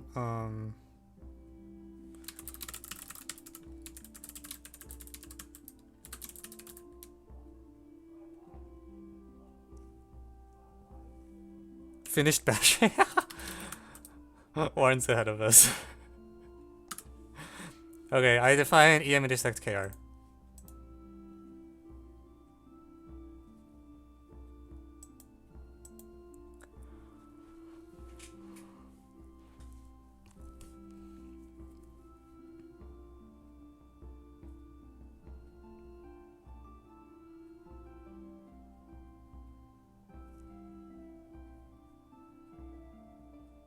Maybe I need more midpoints. O is the midpoint of like AA prime, right?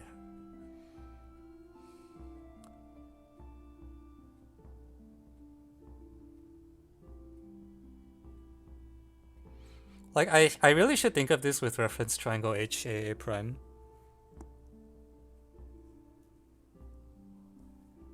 Oh, that's true. Yeah, this is throwing us for a loop.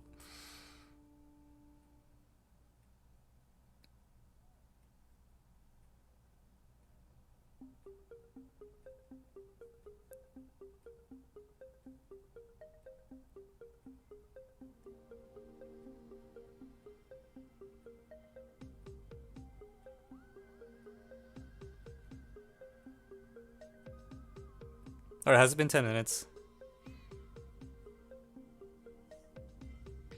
I agree. There's yeah, we're so far all we've done is get like TQ DZ cyclic. I don't know if that's even a useful statement though.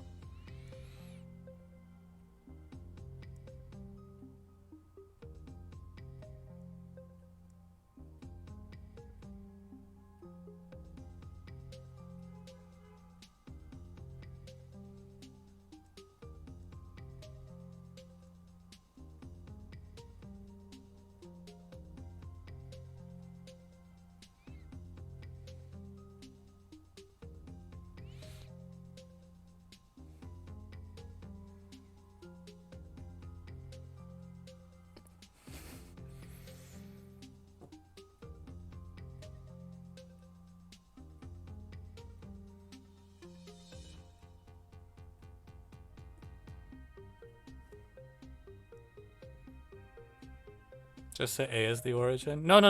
O should be the origin, right?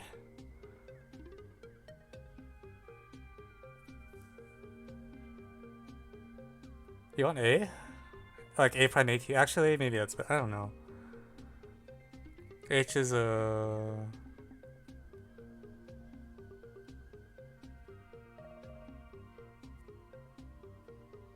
I feel like I want H and Z are neater to get. I don't think it's any worse to... Only Z is neater, right? But you need T. I don't know. No, I've been planning to not use circle at all. Alright. Okay. Buckle up, everyone!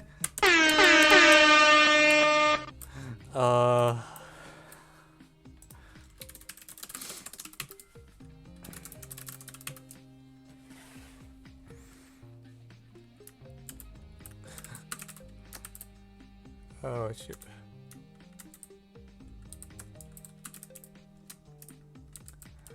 Okay, wait. Where'd my compiler go?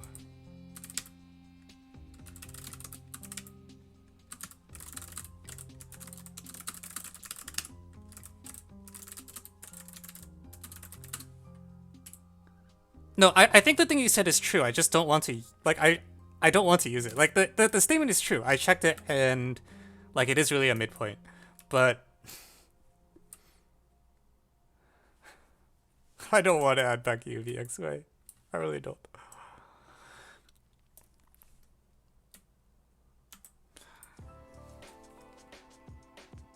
Okay, so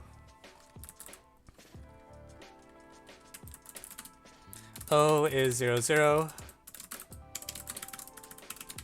A prime is minus 1, 0. Actually, let me not. I'm not even going to play these because these are so short. Ah, frick! I can't type. A is 1, 0.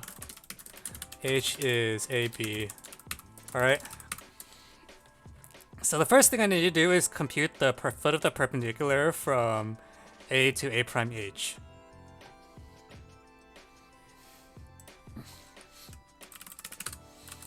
And so that is the... Oh my god. I hate this. Okay, so let's compute Q. So x minus A over y minus B is supposed to be equal to H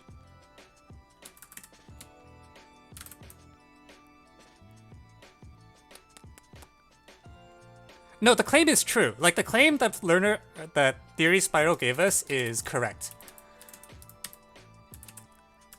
But I'm gonna use R actually instead of 1 so that it's easier to check for homogeneous. Oh, watch be the intended solution. Also, I don't... Slope is y on top, right? You'd think I know this by now. Shows you how often I do this. Oh, Jesus Christ. Alright, A plus B, A plus R, right?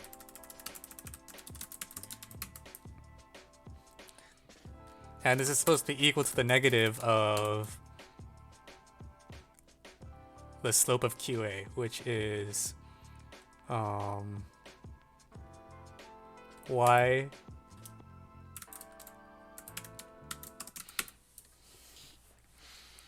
over x my... Oh my god. Does anyone know how to solve this?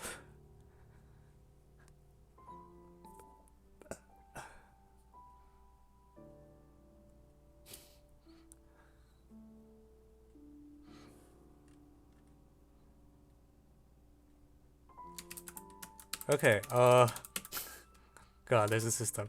Okay, so we're going to use the wonderful trick where if you have a bunch of fractions that are equal, then I can add. So I can add this, like, part by part, and all 4 fractions will also equal exactly 2x minus a plus r.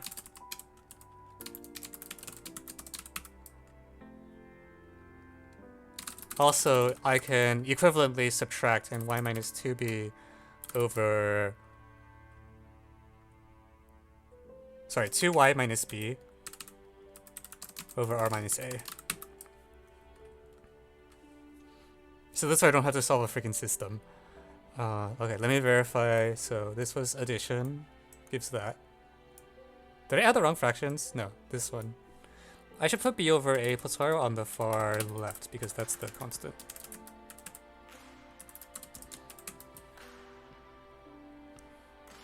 I have not done a Cartesian on stream. This will be the first one. I'm sorry. It really was asking for it, and we just... I don't know. So this is add, this is subtract. So let's solve for q. So the x coordinate...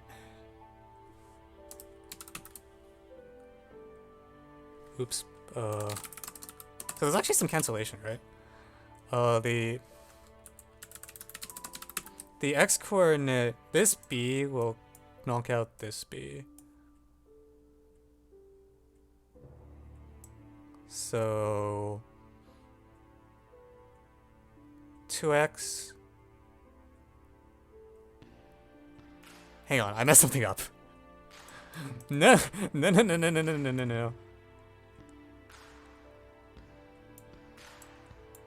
Minus y.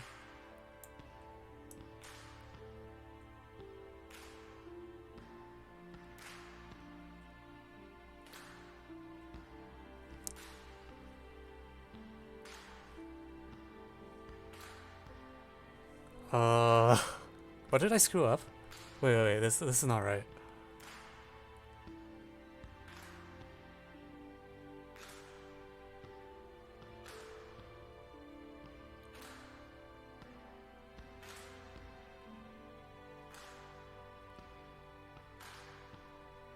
This is, I flipped the sign, right? This is actually y over x minus r. No, I didn't flip. What? Help. Minus y, and then... Okay, it is r minus x, so I did flip a sign here.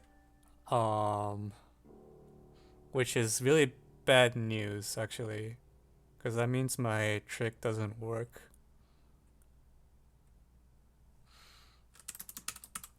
Something's off. It doesn't feel right. No. So when you have a perpendicular, it's the negative reciprocal. So this should be... The slope is y over x minus r, and it should be... God, I'm so stupid. Oh my god.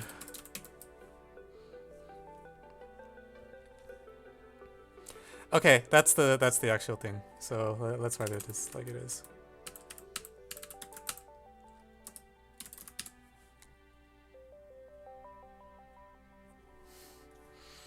Alright, so is there a way I can not have to solve a system?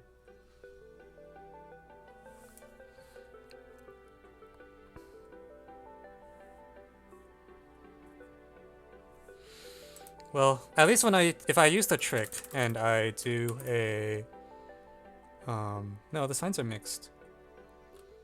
Okay, this is more trouble than it's worth. We'll just solve it directly.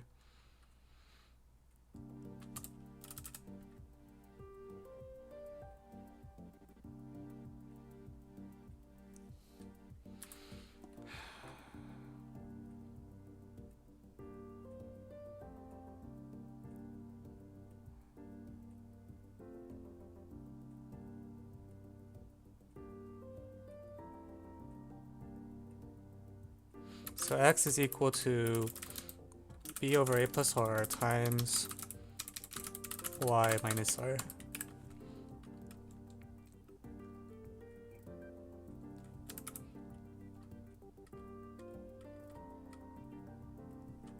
Or, sorry.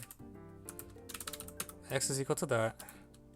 So if I put that in, then y is...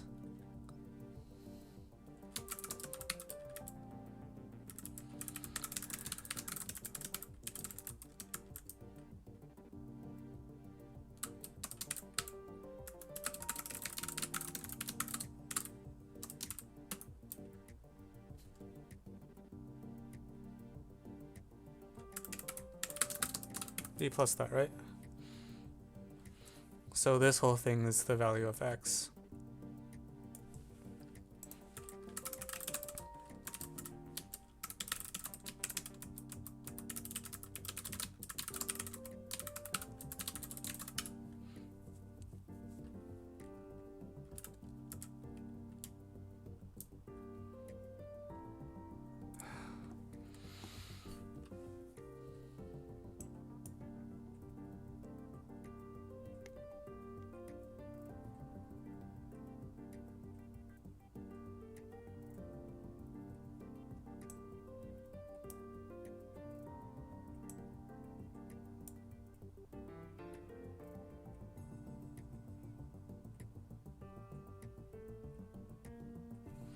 So this is equal to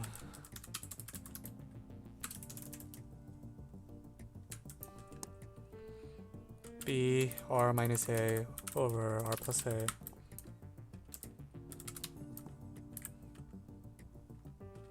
B plus that. And the y coefficient is equal to... Why is this so bad? Wait, I didn't think it should... The degree looked really small when I was thinking about it.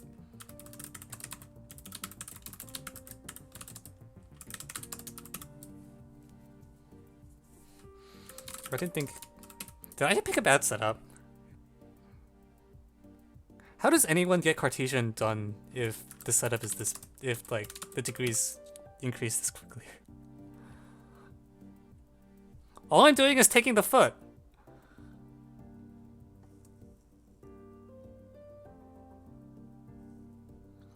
Ah, oh, come on. Am I not supposed to take a foot?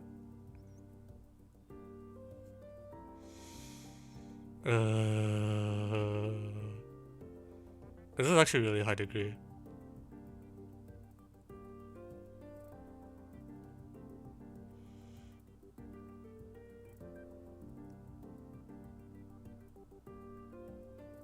Okay. Taking the foot is never neat.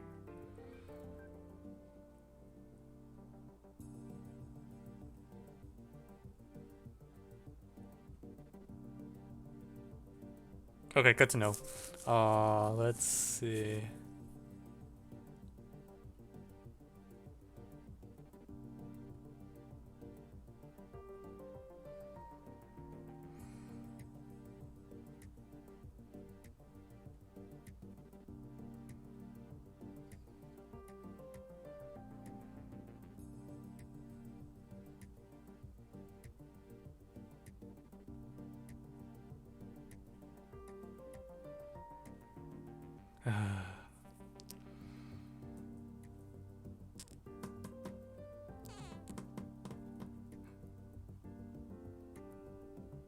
What are my thoughts on BAMO 2025? Which problem is that?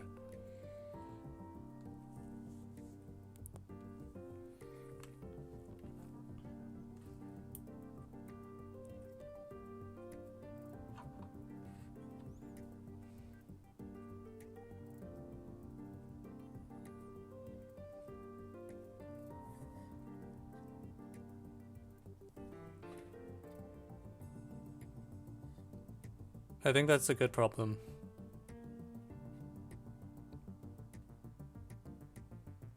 That's my thought. Alright. Oh my Jesus. I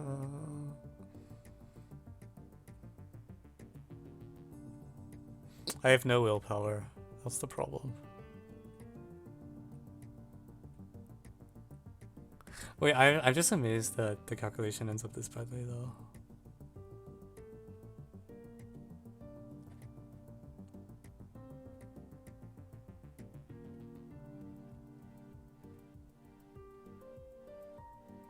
So if I was trying to set A as the origin or something, like you use like A prime Q, how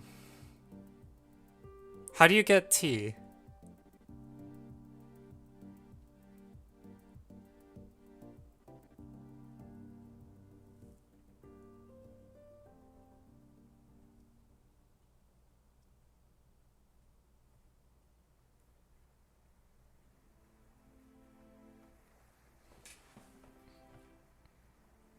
Like,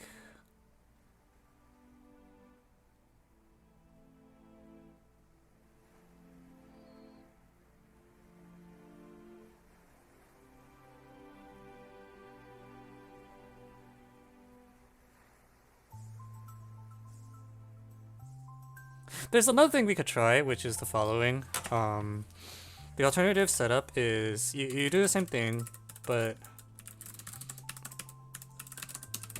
instead what you do is you call this angle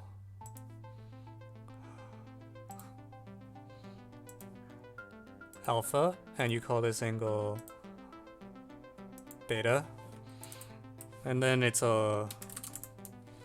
I mean, the downside is now this trig, but actually instead of h equals ab, you actually have an explicit form given by h is exactly... So by the law of sines, if we're doing the trig version, then I should probably set these as 1. Because otherwise the coordinates will be still there. So by the law of sines, like, HA is like... Let me give this last angle a name as well.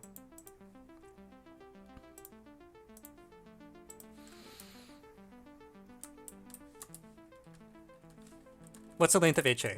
HA is... Or HA prime is 2 times the sine of beta over the sine of gamma, right? So H is equal to 2 sine beta sine gamma over,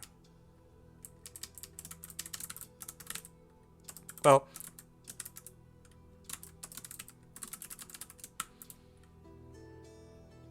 one minus this.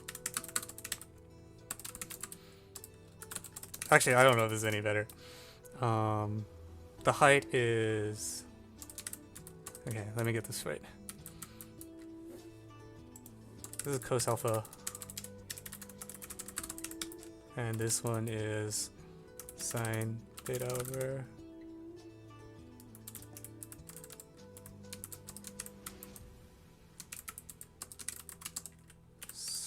2 sine alpha sine beta over gamma.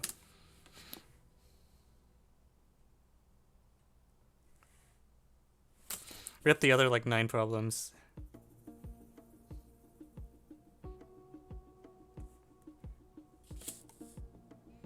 Intersect circle is easier to use since one root is known. You think so? I mean, the problem is that like I know what it comes out to, right? Like it's not like I could finish solving this system, but the problem is that like it's not going to simplify, right? Like these two polynomials don't line up. So like it is what it is. Like I could use a circle intersection method instead, but it wouldn't change the result that you get. So you get low degree. No, but like is the y coordinate not like this thing divided by this thing? You think I should stick with this?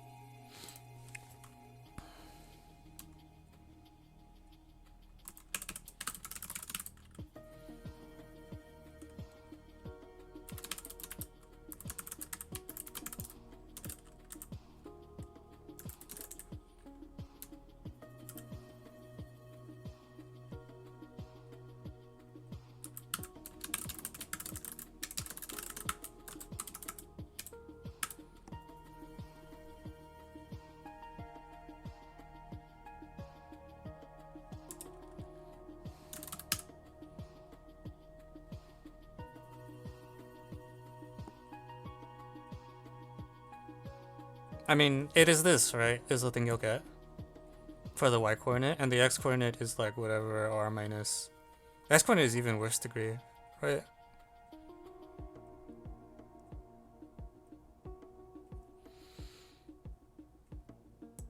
Does this simplify at all? It's 2br squared.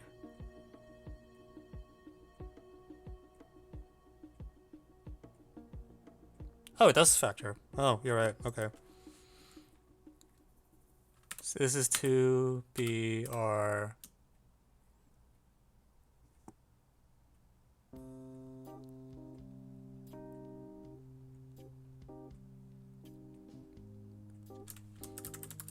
How does that factor?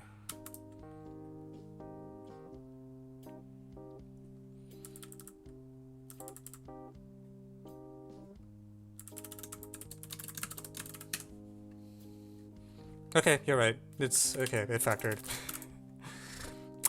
Touche. Okay, so that means when I do this division, I get like r a plus r squared plus rb squared minus 2b squared r over.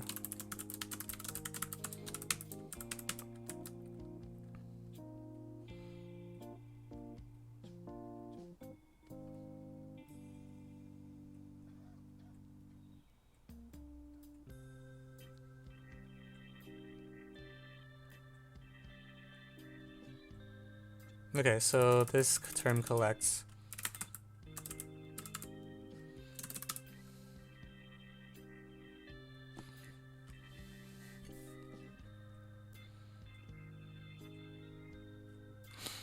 This one doesn't factor, right? Does it? Is there a obvious factor? Oh, other than the R. Oh, it's a difference of squares.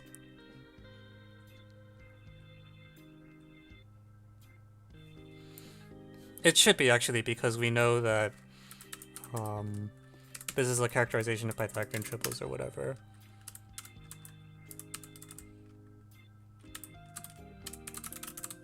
So I'll factor out the... no, let me leave it like that. Yeah, so T will get by symmetry because what you do is you negate the value of R and it'll give you the same thing.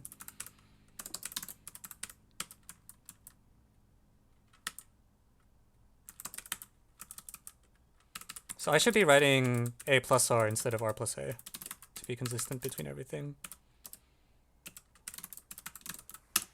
Okay, so that's T.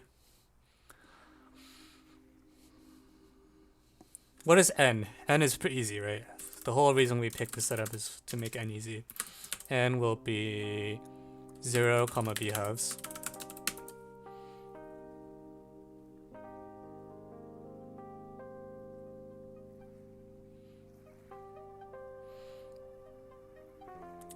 Yeah, we can get Z by some similarity. Oh, it doesn't look very good though.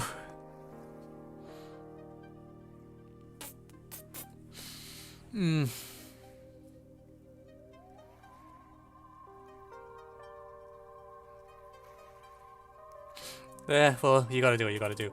Okay, so Z has the same Y coordinate, and its X coordinate is something. That's very descriptive.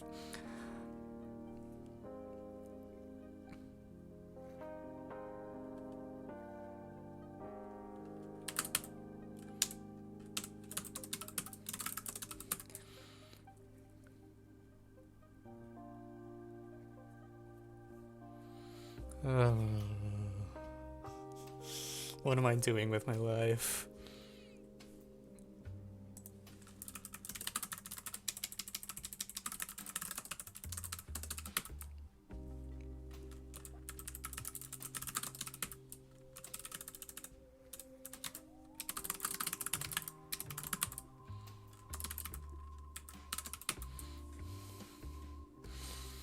Man, chat was so excited when I started doing the coordinate mesh, and now they're not excited anymore.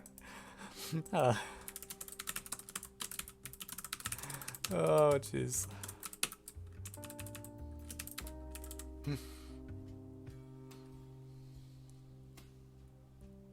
Okay, so I will compute the X coordinate of this thingy for me, please. Oh, I'll compute it myself, it's fine.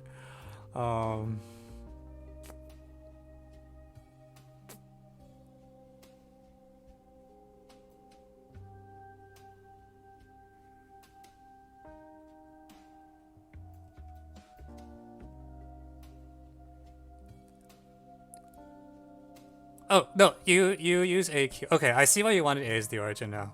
I think it's fine because all I have to do is shift by R, right? So it's like Q, whatever the Q coordinate of X was, hang on, let me get this right.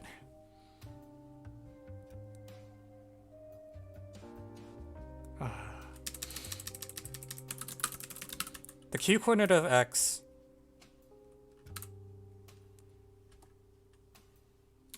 did I say Q coordinate of X? I meant X coordinate of Q.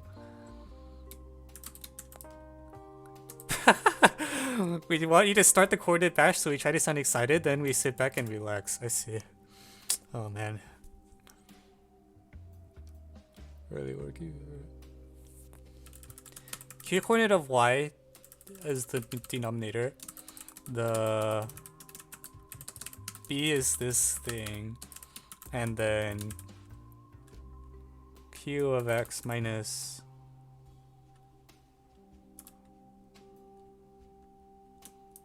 R is what it should be.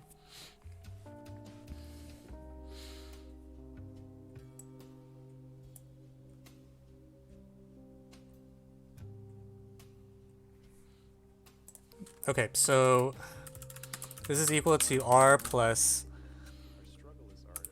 B times QX over QY.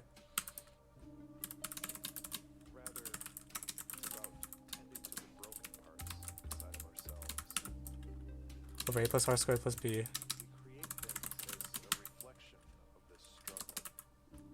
And then minus br over q sub y, which miraculously cancels and gives that.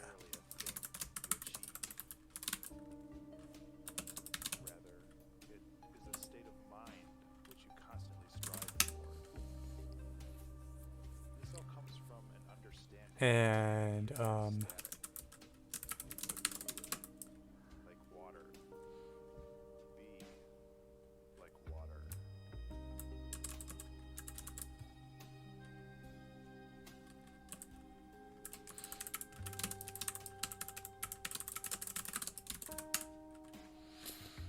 okay, so this is what happens. And also, so this mostly, basically a ton of stuff is going to vanish. So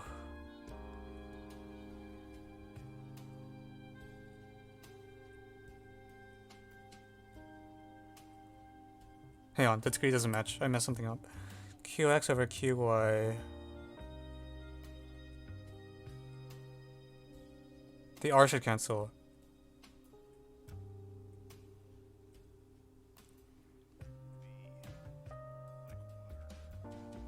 What am I writing? This makes no sense.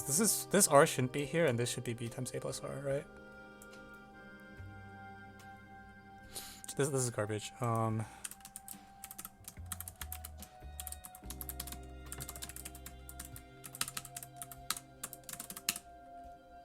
then minus rb over qy.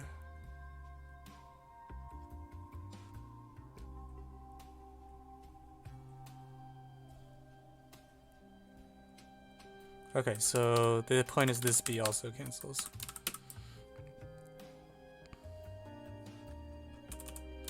Okay, so now we can compute everything.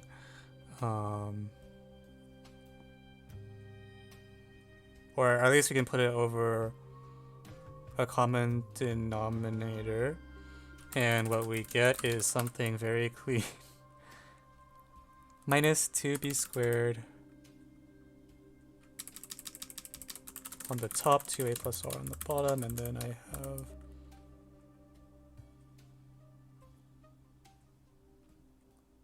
two r a plus r. I'm gonna drop the 2. Okay, so apparently it's this.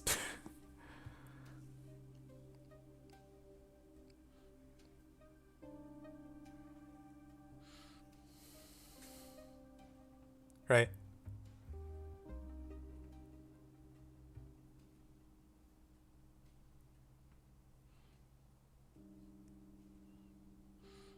Compute distance QR or OR. Oh, you want to compute distance OR. TZ intersect A prime N. Oh, I wasn't going to do that. I was going to drop the foot from A to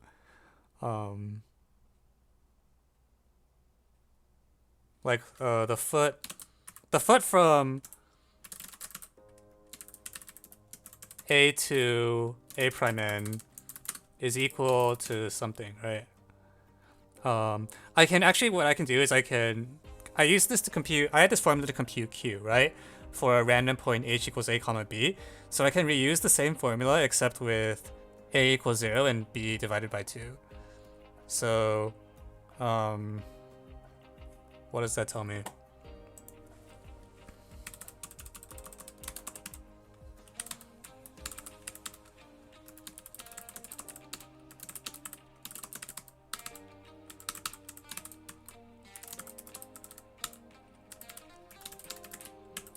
Actually, that's faster. Yeah.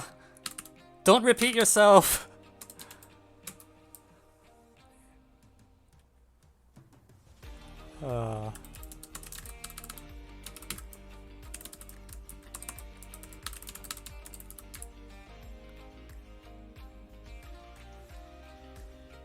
So it comes out to this.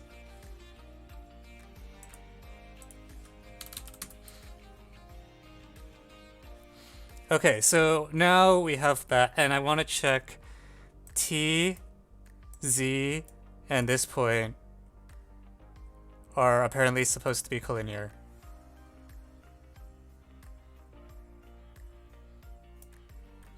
Alright.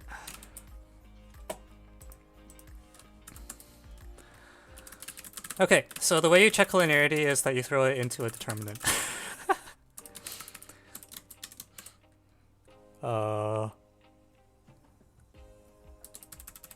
This is like the third time we redefined the point R, so I'm gonna call this like R prime or so.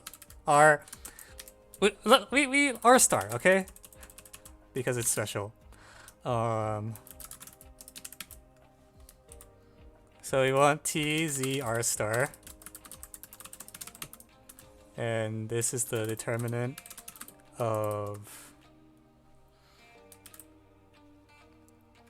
So once you remove the constant factors, you get here minus R A minus squared minus B squared minus R times 2B A minus R A minus R squared plus B squared. That's the first row. Next row is B, A plus R, and R, A plus R,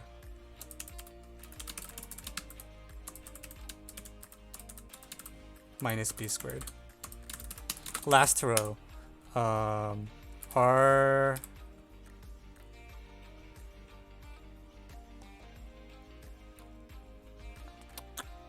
R squared minus B over 2 squared, BR squared, and R squared plus B over 2 squared.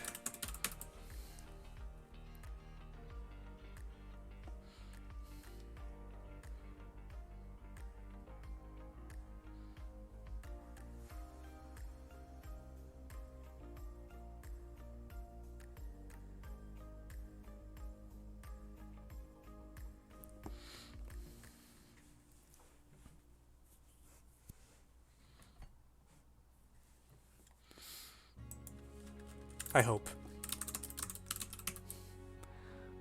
Yeah, we should be done. We just need to check this determinant vanishes.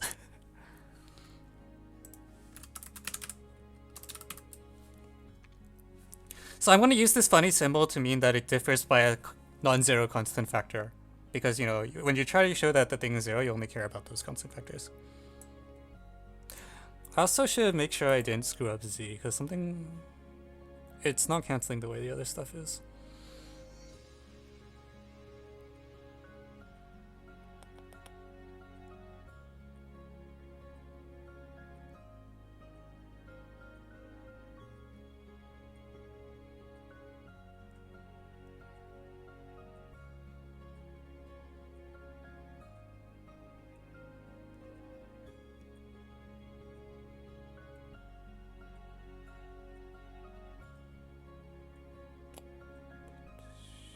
Okay.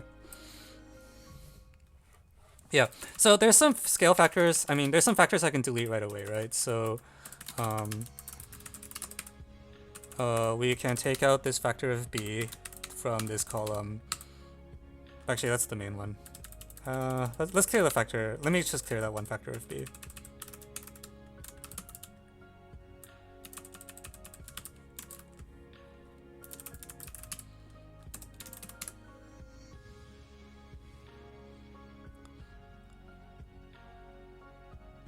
I think I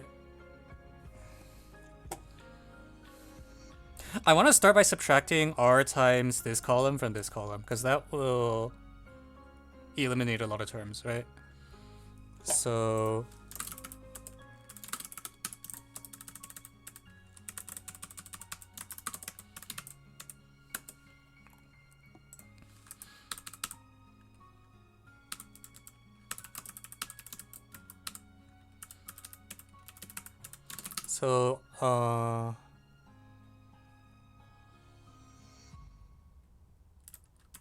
so this is a squared minus 2ar plus r squared, and then I'm subtracting off 2ar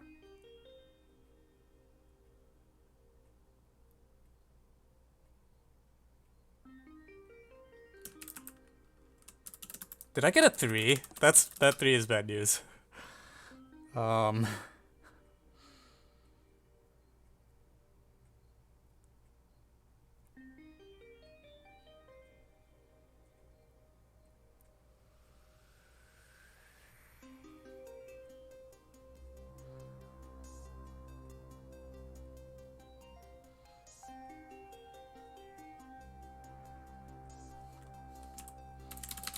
Okay, let's subtract the r times. Let me flip all the signs in the first column actually.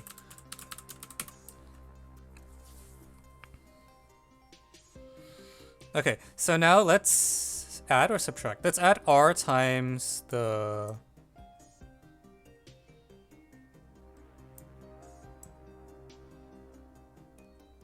Yeah, let's add r times this thing. I get rid of the trinomial. So if I add r times the second row,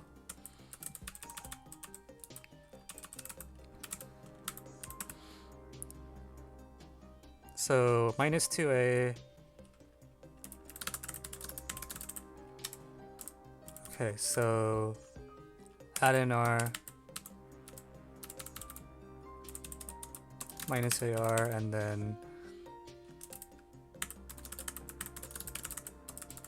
we added 1. Actually, that kind of made the last column really bad.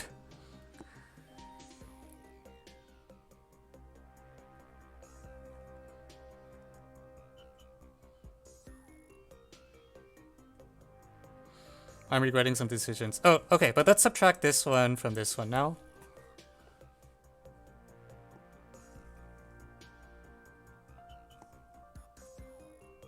You're saying at first step I should subtract r times third column. Yeah. Oh wait, that's actually very good. Okay, alright, let me scrap all this then.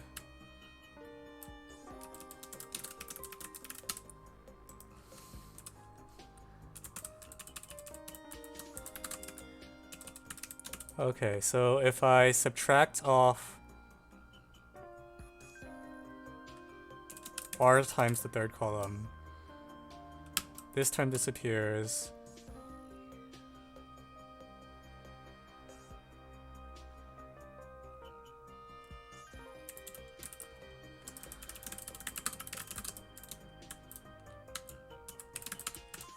And then here,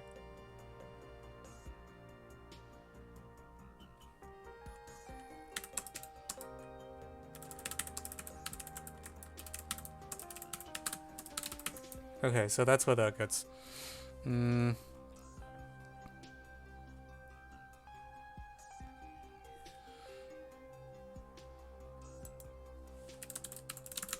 Okay, and now we can subtract this one from this one, right?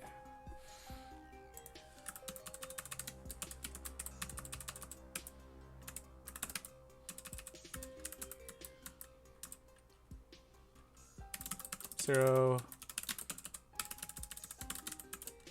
So a squared minus 2ar plus r squared. This is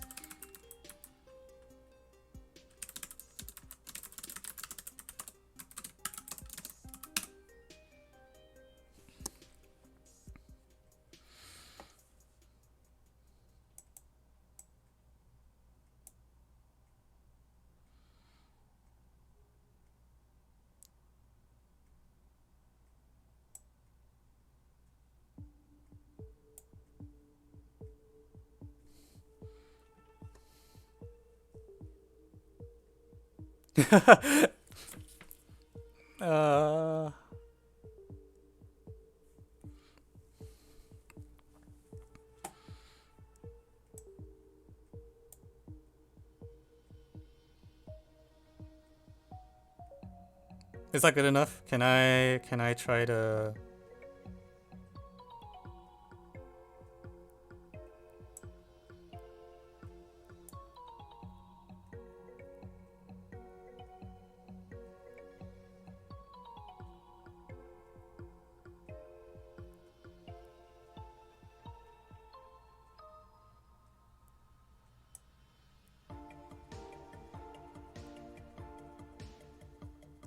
All right, well, I'm just gonna go for it now.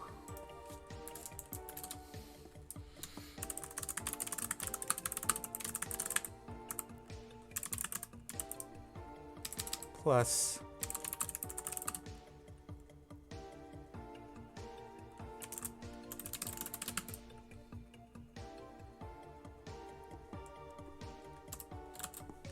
Okay, so that's one term, and the next term is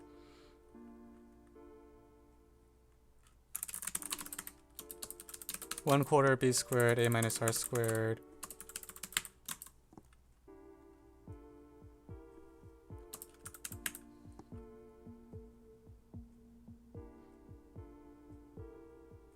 well minus 2r a minus r.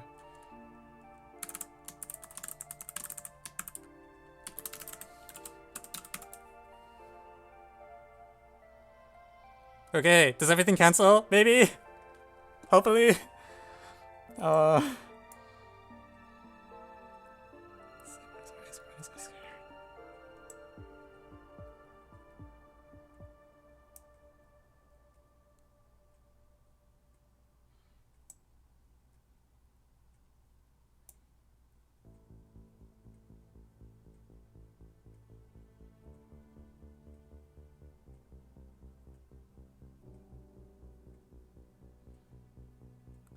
That's not good. I don't think it cancels.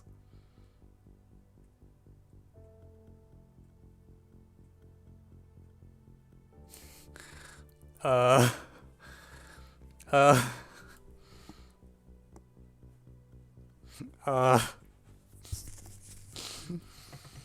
Oh no. So this formula is correct because it lies on the unit circle. So it's, you know, you can confirm this one's definitely fine. This one is I plugged in a equals 0 everywhere into the formula for Q.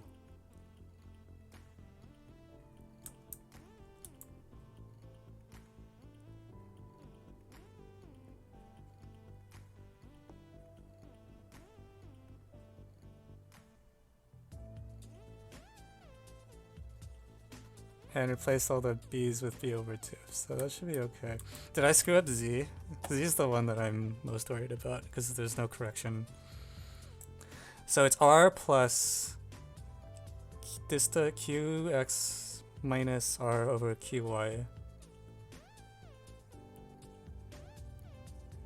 Yeah, that should be fun. So b times qx over qy is indeed this thing over 2ba plus r, and then the b cancels, so it's just 2a plus r. Minus rb times this is that. So that's fine. This cancels.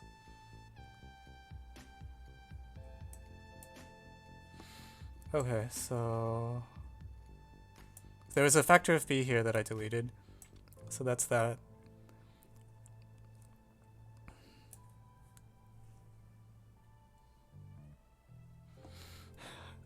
I just showed this calculation is doable. Now grader, please fix the mistakes. You wish.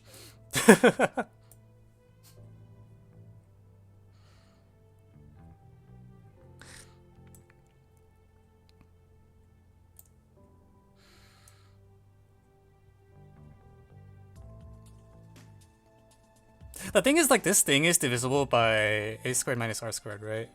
I think, is it? If a equals r, then this does actually vanish. So this is definitely almost, I think it's almost correct. There's like, what's it off by? It's off by like some factors of 2, and there's an extra, this factor should be this factor. So I got a somehow extra minus r squared that I shouldn't have gotten. That one comes from, so one of these terms is corrupted by like a little bit. It's probably the top one, honestly. What did we subtract in the first go? We subtracted the r times this column, right? So when that happens, this b squared goes away. Yes, it should be 2ra minus r squared.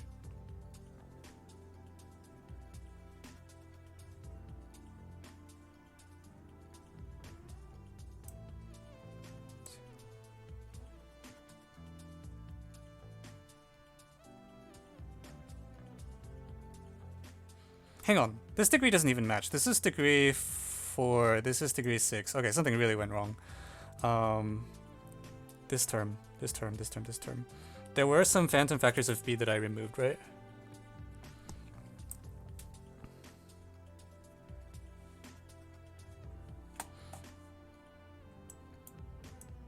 Two, 1, 1. So this is 2, 1, 2. This is still degree 2, 1, 2.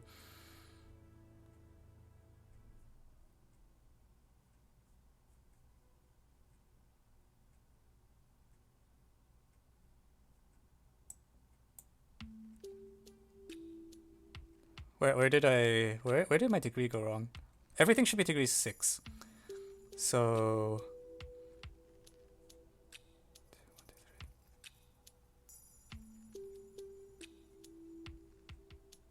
oh, I didn't put in a b squared over 2. That shouldn't matter though.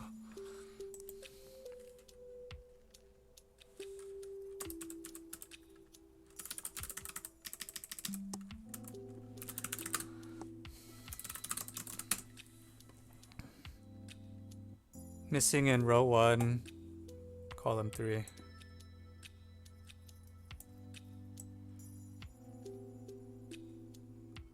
So what happened here? The way I got this one is to subtract this one from here. So this is minus 2ar plus r squared, right? And this is a squared minus 2ar plus r squared. So I think that's okay.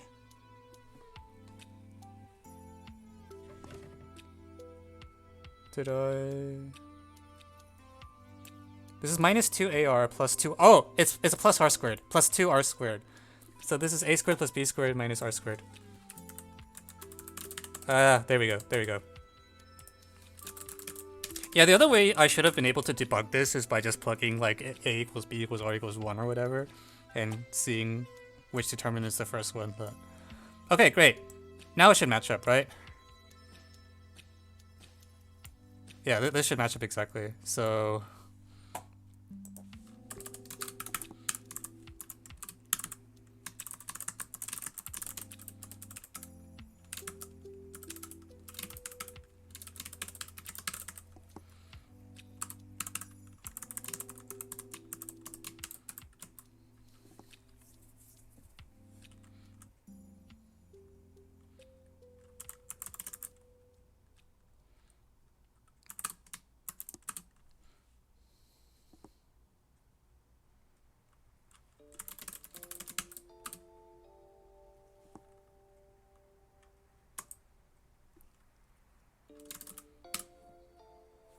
yeah. All right, we finally did it.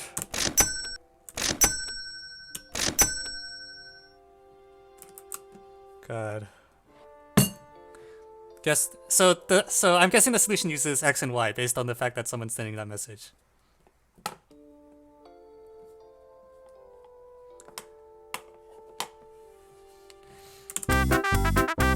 God damn it.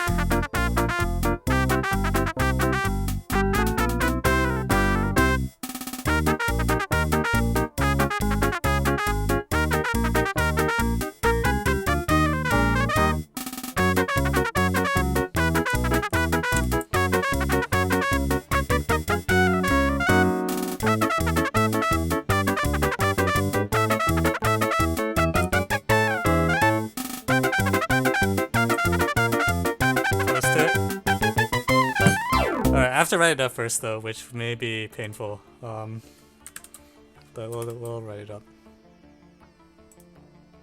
The problem is we deleted so many points and reformulated so many things that like I might have difficulty keeping track of what we did. But we'll deal with it.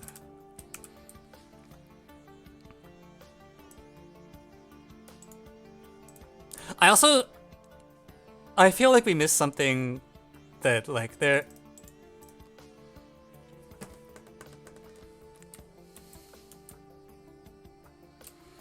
Alright, I don't know.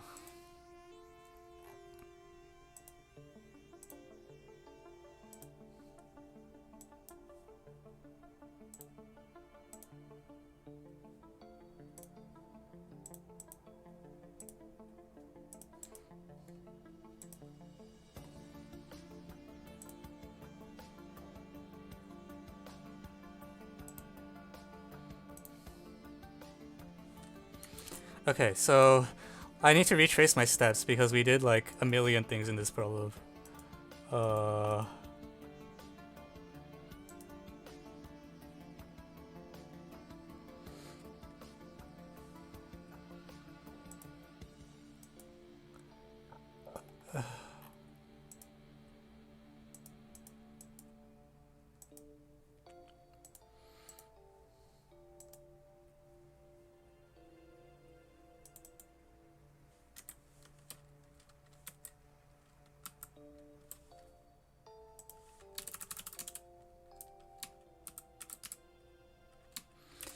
Okay.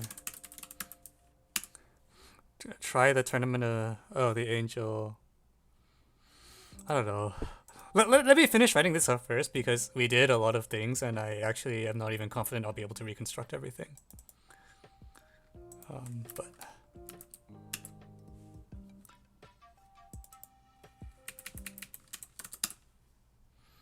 okay, so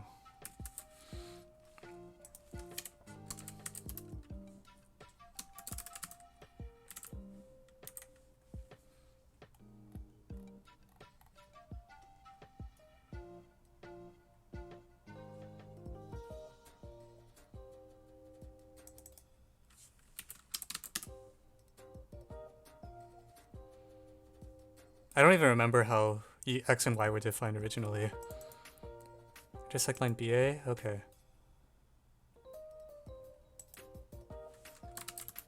So I need to draw some extensions.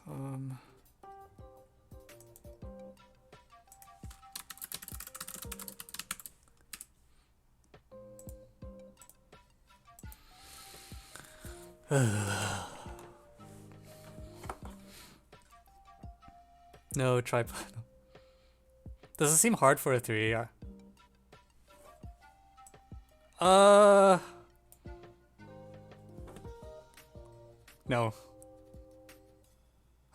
Well, it depends on what you mean by hard for a 3. Like, it is on the harder end of 3s. I don't think it's too hard for a 3. The official solution uses Gauss line? Man, I worked so hard to delete X prime and Y prime. Are you kidding me? So can I use Gauss line? Like, I feel like there should be... I don't know.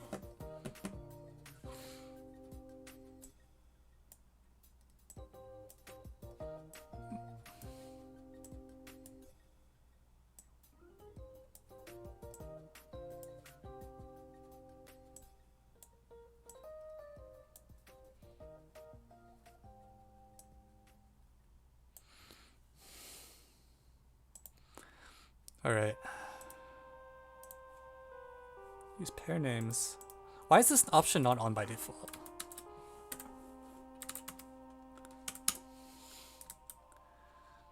Alright. Oh, freak.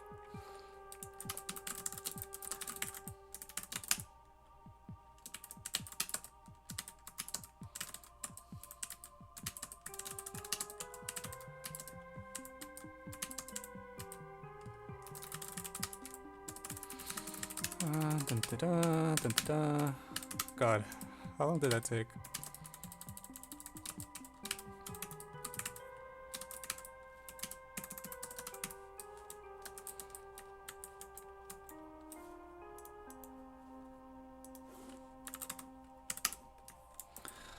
Okay, so... Alright, so here's the problem. Let me see if I can retrace more steps, because there's a lot of things that happened.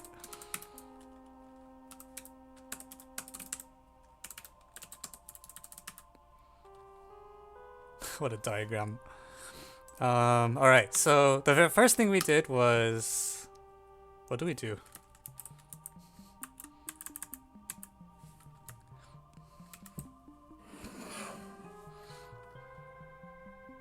Okay, so construct A prime the antipode.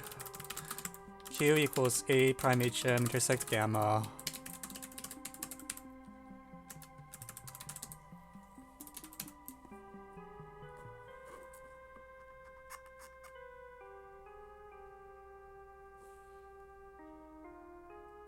Yeah. I don't know. Like, I just really felt like something that,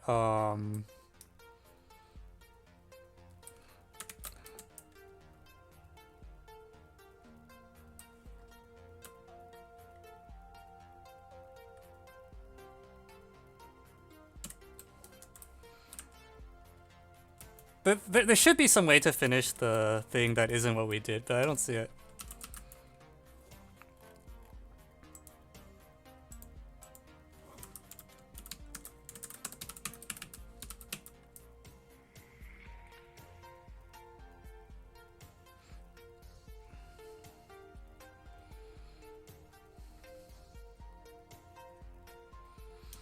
Okay, so construct A prime, the antipode.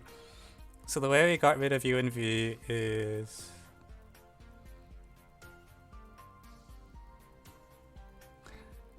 if we define Z prime on QA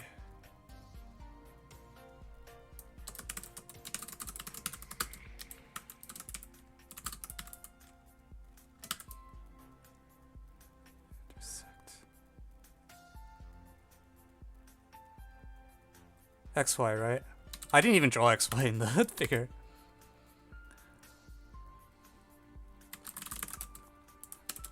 R prime equals AZ prime cap gamma.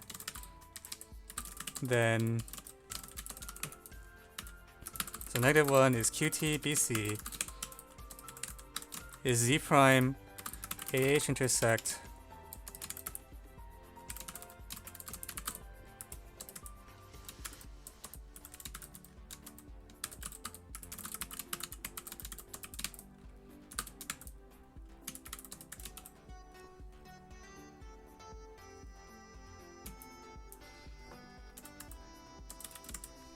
XY, which is equal to R prime A U V. And then what we did was we projected it through. Okay, so the QTBC projection is through. This one's through A, right?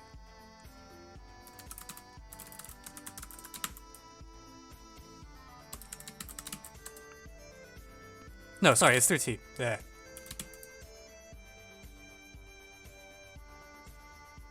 No, wait. Ah. No, it's through A. Ah, what am I doing? R prime A U V. And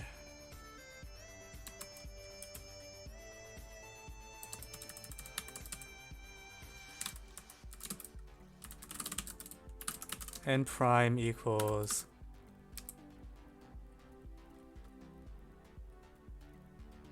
A prime R cap MK.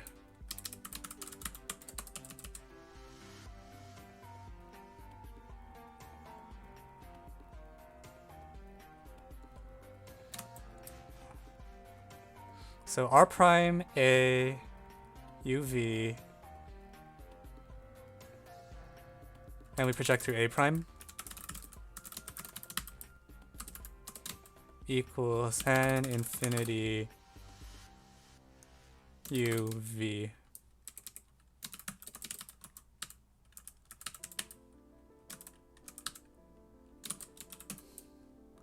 Where infinity is the point at infinity along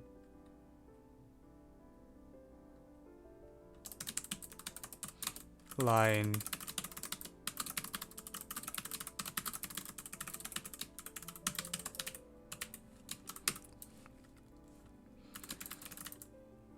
consequently, it suffices to show. Now define Z instead as given R equals AZ cap gamma.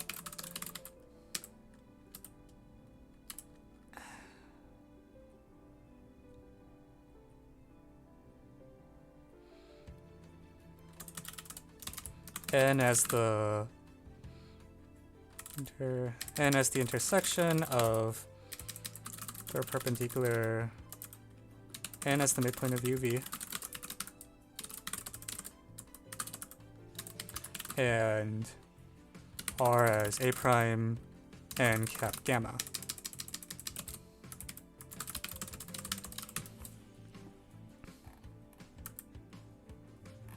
This is where we're at now. It is sufficient. The problem is proved upon showing the following claim.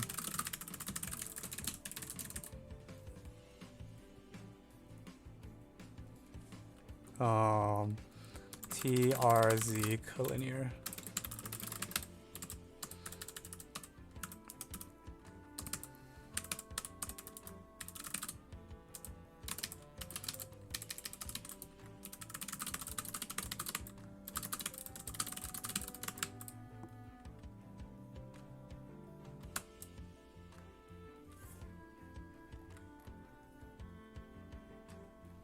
Actually,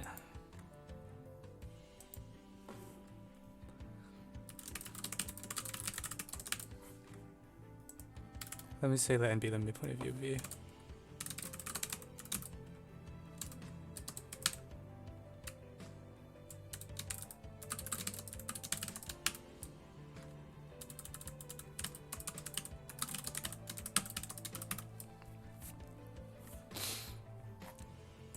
Claim. So we use Cartesian coordinates. And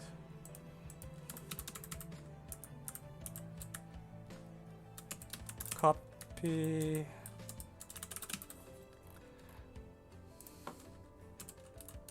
set,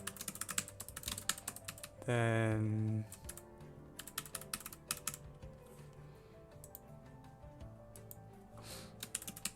to compute q, we let q equals xy.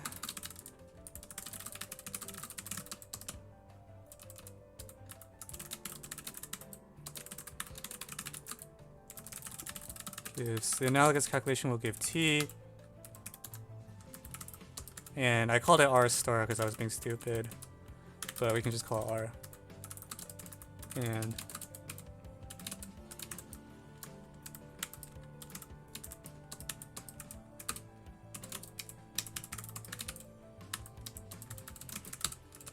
on the other hand, z is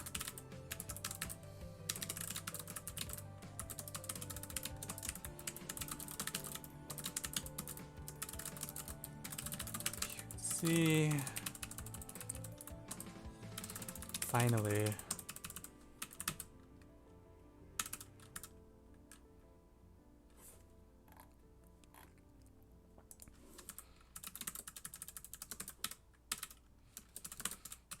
it's needed.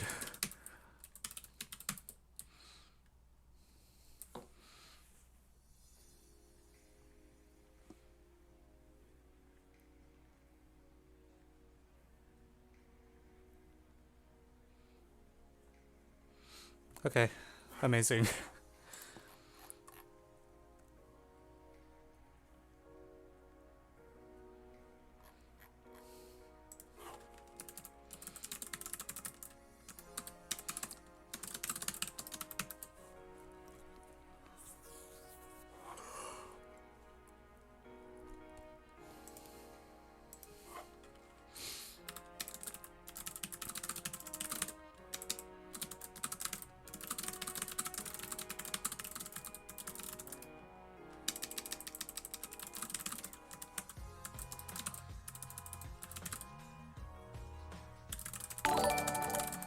Thank you, Austin Haxkill, for the follow.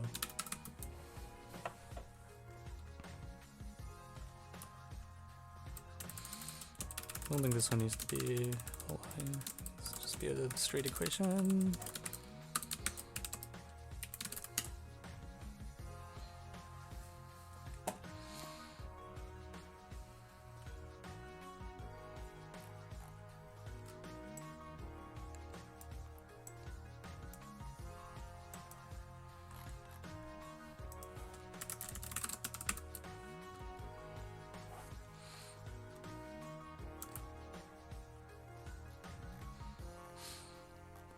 So in the end, the calculation is 1 page long.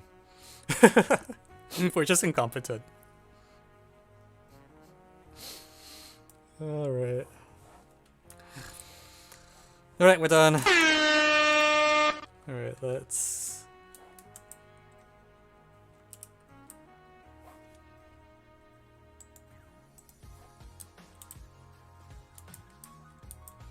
Okay. How is Ortho Center not in my spell check? What the heck? Alright.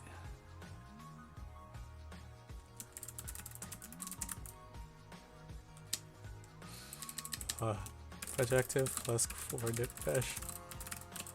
First coordinate mesh on stream, guys. We did it. I don't know. Let's say it's projective. Because I don't know this good solution. Good.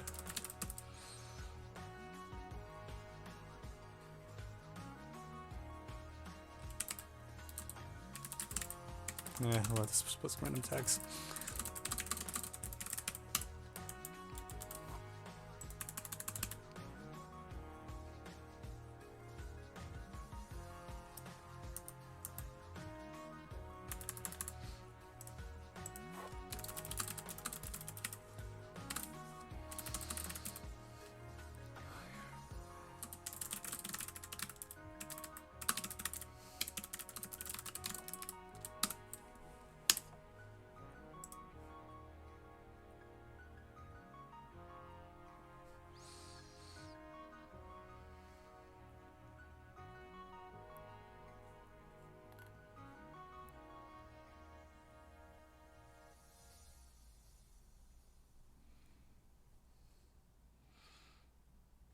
Alright.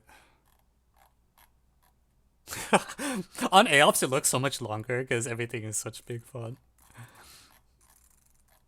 Actually, I think I'm zoomed into AOPS by a lot. Yeah, this is the normal zoom level. I mean, it's not supposed to... That's why I did it. Like, if it was going to be horrible, I wouldn't have done it because I wouldn't have been able to finish.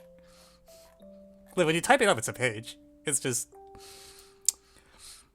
I'm old, okay? I'm too old to be still coordinate bashing. So...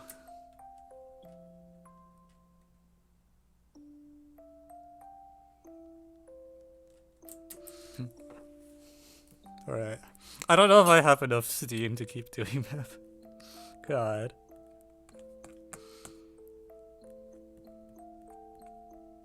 About time. Amazing.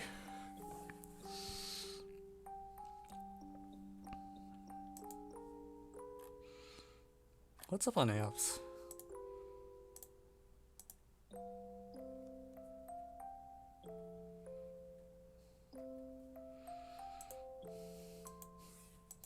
I'm surprised no one is flaming problem 6.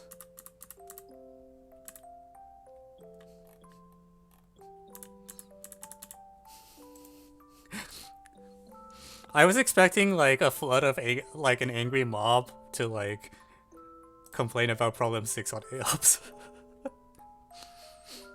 But it didn't happen. It's a pleasant surprise. A lot of people... Yeah, but if you look at the thread... Or maybe... Wait, actually maybe all the posts just got deleted. No, I don't... There's like... Post 3 was deleted. I don't know that. 3, 5...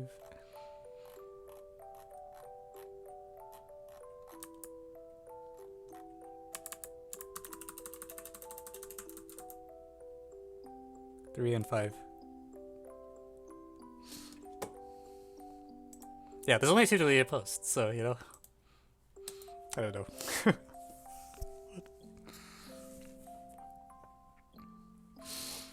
Alright. What problem was the other problem that was... Is that Angel and Devil problem, like, quick?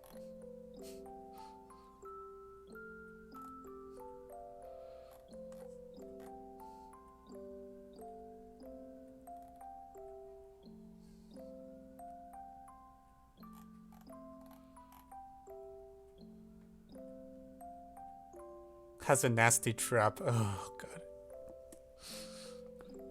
I guess what I'm trying to say is like if I don't want to stay up too late because I need to keep grading, which one of these problems is fast?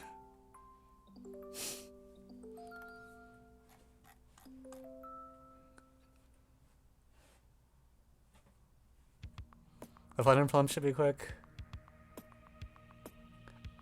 Dude, we rejected 2014 N2 because I know the solution already. Because it was also the same, like, you get the same thing as in USMA 2015 one.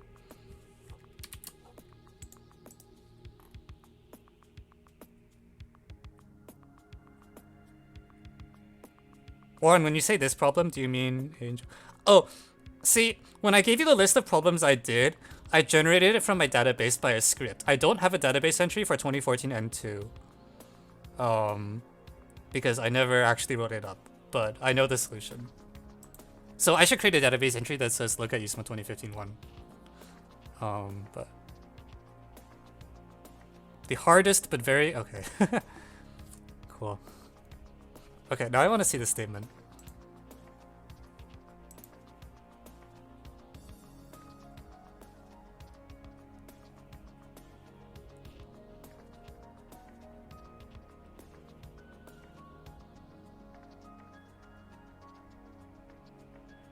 Okay.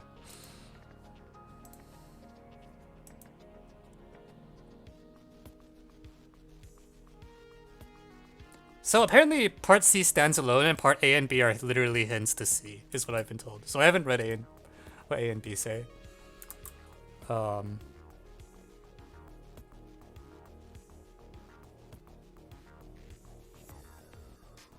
Wait, oh, sorry, you're talking about Canada 5. No, I probably haven't.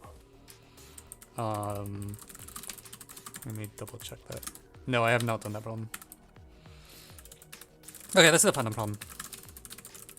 Putnam 1979, B6.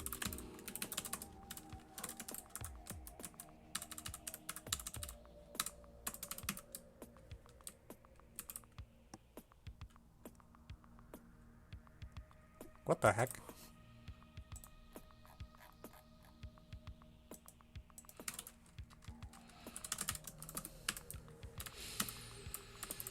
A8. I have actually not done it, and I also don't want to do it because it's a functional. I'm sorry. Okay, I know some people like functional equations. I'm just not one of them.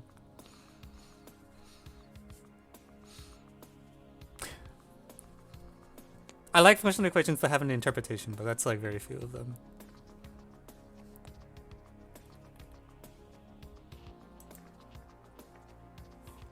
Like, I think TST, on the recent USA TST, the problem 3 was like a good functional because it's a problem with an interpretation.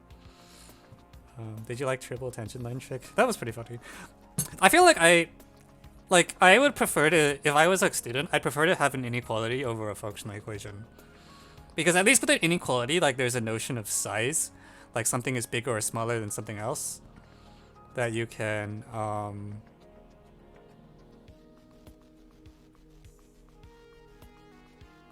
you know, it's like there's a little bit of concept of like estimates being sharp and whatever. Whereas the functional equation, I feel like there's just no conceptual interpretation for like most equations at all. We're doing the Putnam problem because I was promised by David that it would be fast. Why are inequalities dead now? It is so sad. I don't know.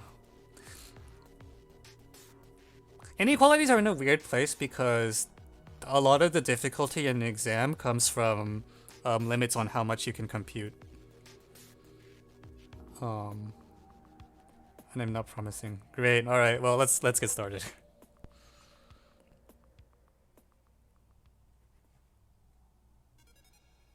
Claim FEs will fall out like Iniq. The thing is, it's so easy to mass produce functional equation problems. I don't think you'll ever really get rid of them. Like they're so easy to write. All right, welcome back, everyone. So today we have Putnam 1976 B6, where God, zero solves. I think a lot of Putnam 6s get no solves, right? Like the time controls are really harsh. Okay. Anyways, so you have like n complex numbers, and you look at a complex number w such that its square, I guess, equals this. So I guess right away I should say like w squared is apparently equal to. And you would like to show that the real part of w is at most the sum of the absolute values of the x's.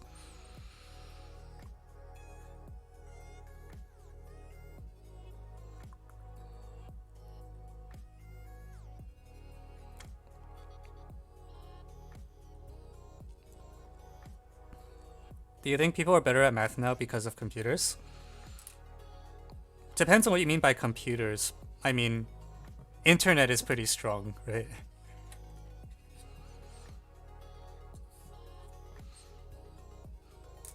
You kids are too young to know what the word dial-up means.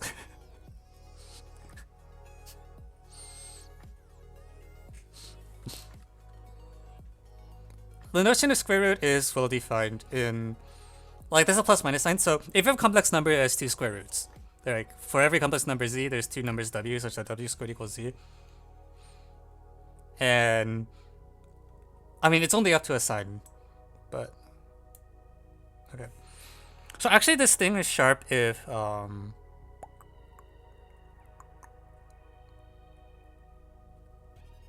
x squared, yeah. So there's sort of a triangle inequality type thing where if all the z's point in the same direction, then actually, is it sharp? Am I off by like a constant factor? If all the z's are 1, this is square root n. Oh, actually, so it's not. It's not as sharp as I thought.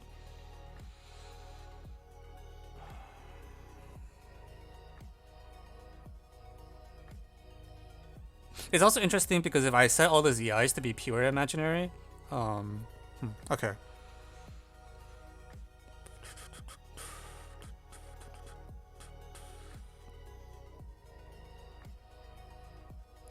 I'm just trying to think, like, what would an equality case that isn't stupid look like? Like, I thought the equality case for a moment was if all the z's point in the same direction, but that's not correct.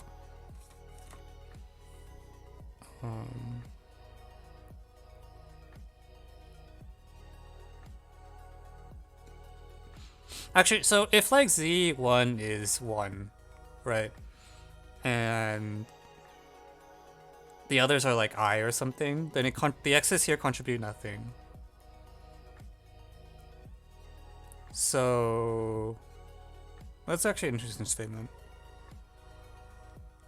It's like if I have a big contribution on the plus I axis, then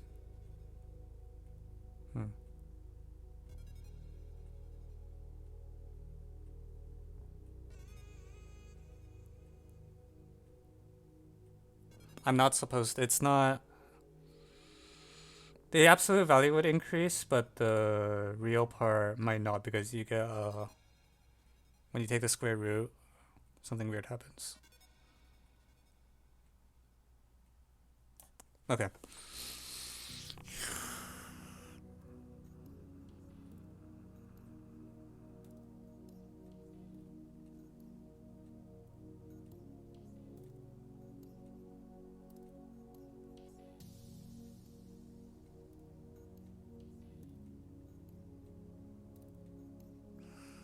No, sorry, I misspoke. Ignore everything I just said for the last minute.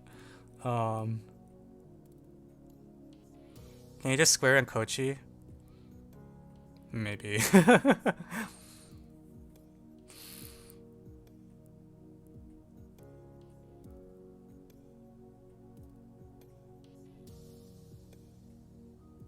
How does that work? It's like...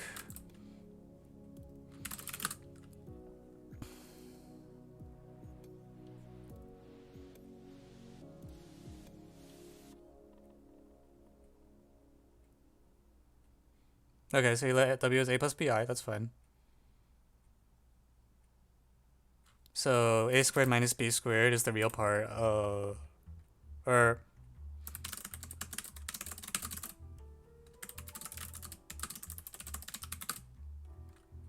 Okay, yeah, maybe I should just do it this way. Alright, fine. Sum of, like, xk squared minus yk squared. Do I drop all the 2xk, yk?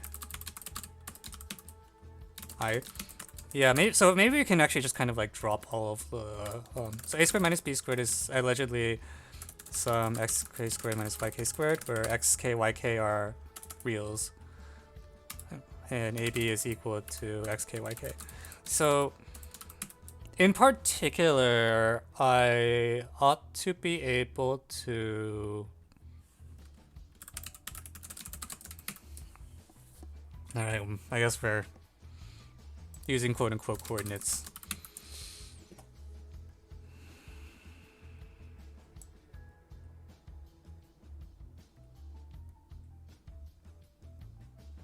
I can bound AB. Wait, I'm not seeing it. So it's like AB is less than or equal to some x squared, x and y squared or something?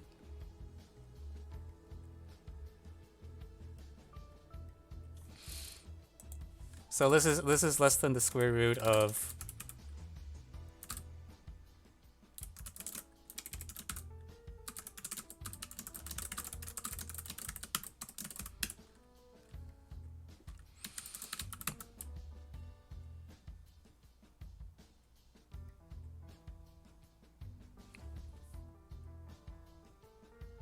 okay, what does that do? Because the thing is, this is a difference, right? Like sum of x squared minus yk. Yeah. No, but then what? This difference. Do I write this as sum of, do I just sub in y? Okay, let's sub in y. Okay, well, we'll cross our fingers and see if this works. Sum xk squared, and then sum xk squared minus a squared minus b squared is what you guys are telling me.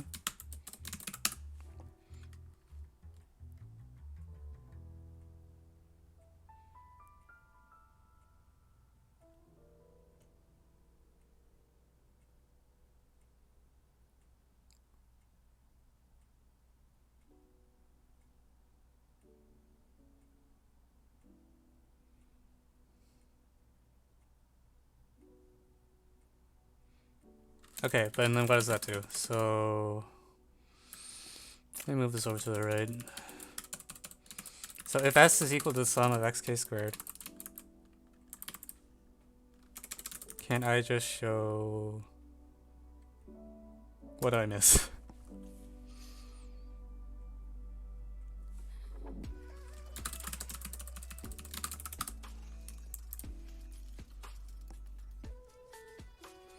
So a squared b squared is equal to s squared minus a squared minus b squared s. Does this factor? I think it factors.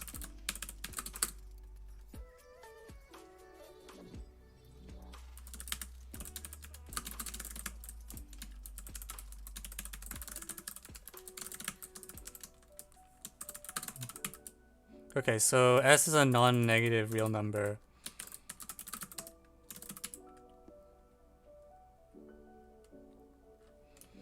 So it follows that a squared is less than or equal to some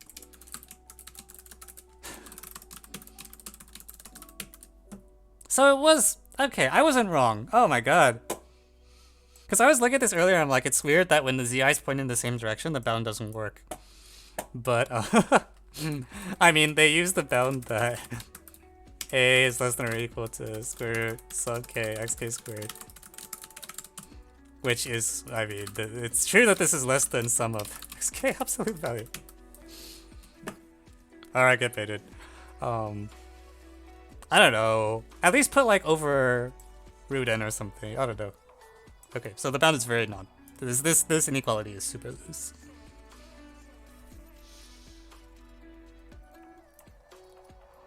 Oh, so this actually just works because it factors. Okay, fine. Alright. We're done. Can I propose one? We took problem submissions a while ago. I think we're done with problem submissions.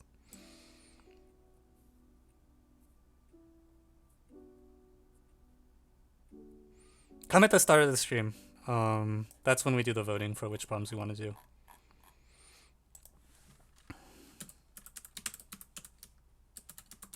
No, I'm gonna quickly write this up.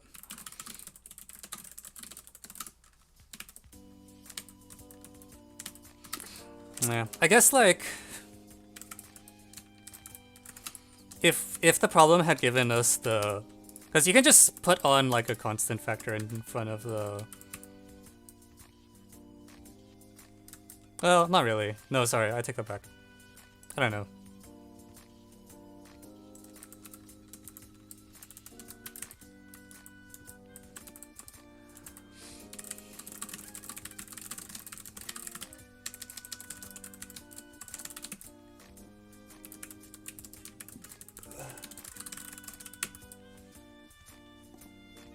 This is the correct statement in some sense, and then the thing that they asked for is a really weak version of it.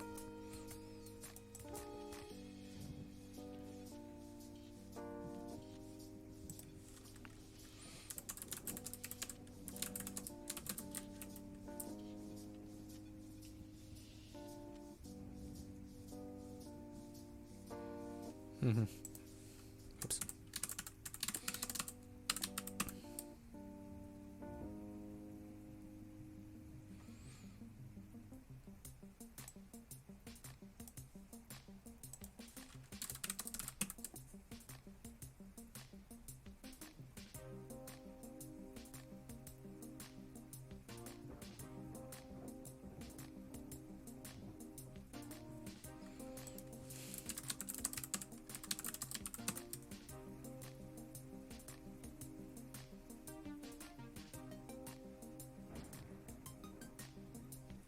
Okay, I think that's all.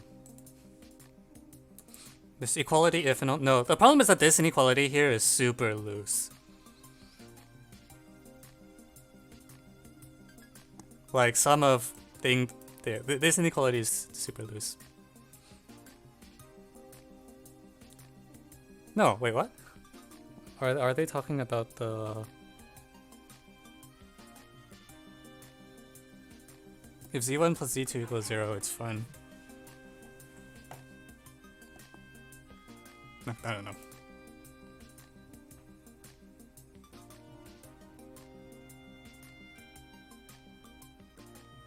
No, this one. The very last thing is that, like, this inequality is very weak. The Cauchy is here. This is the Cauchy. That part, that's fine.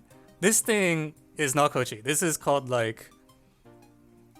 It's called... This one is Cauchy if you have a factor of n, but then the inequality sign flips the other way. So, yeah, this inequality is... Yeah, because of this step, the bound is basically, I think, almost essentially never sharp. Like, you need... most of the xi's have to be 0 in order for this to hold.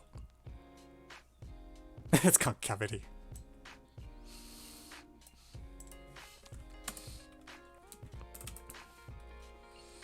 All right.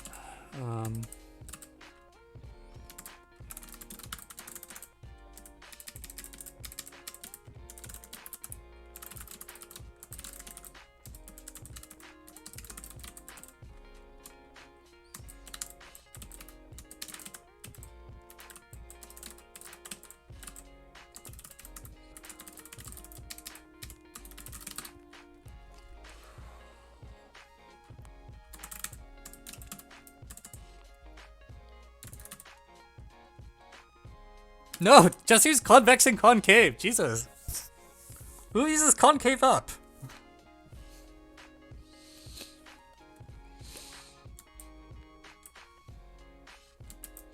Okay, I think I'm supposed to do... I'll take a word that angel and devil doesn't take too long because I'm tired.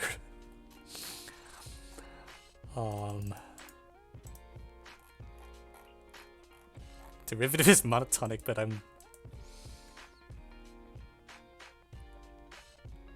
Is that not true?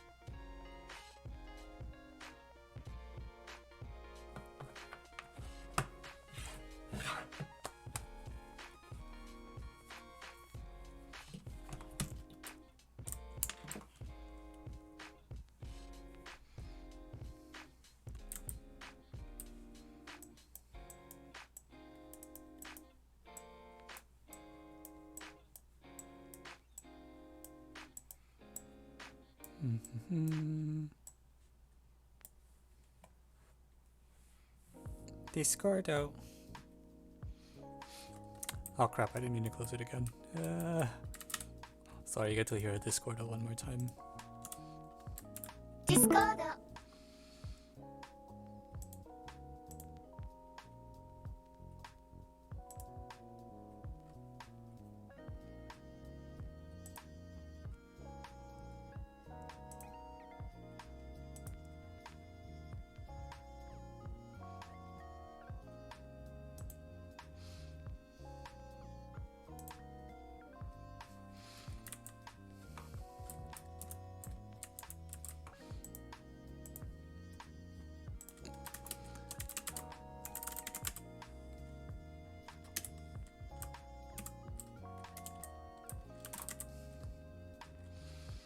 Okay.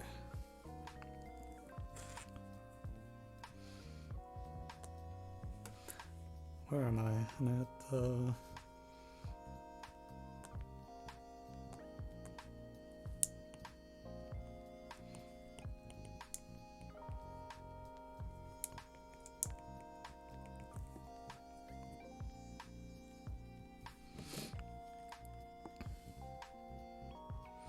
Does Evan put the solutions? Yes, they all go up eventually. It takes a while.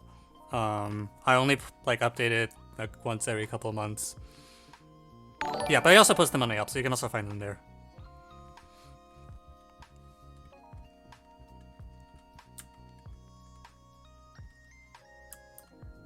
Oops, wrong. This one. This button. Okay. Alright, let's get started. Okay, welcome back. So we have a problem from Winning Ways where you have a angel that starts in a square. Does the angel move first? Okay, obviously the angel moves first. No, actually that's not. Wait. So does the angel move first? And also, like, I assume the devil can't eat a square the angel is on, right?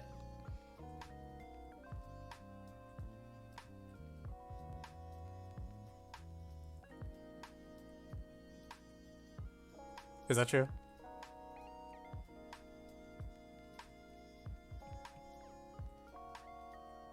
The devil can eat the angel square. Oh, so it's only if it lands on an already eaten square. Okay, that's fine.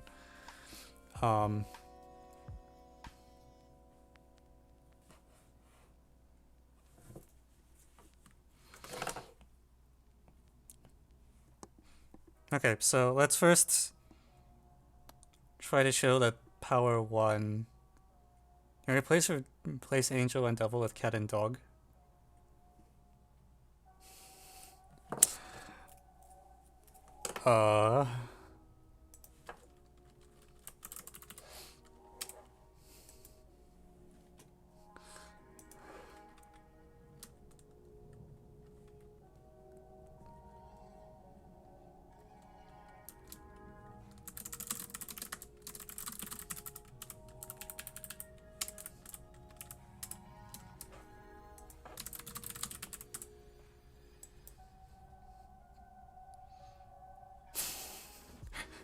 Take your votes!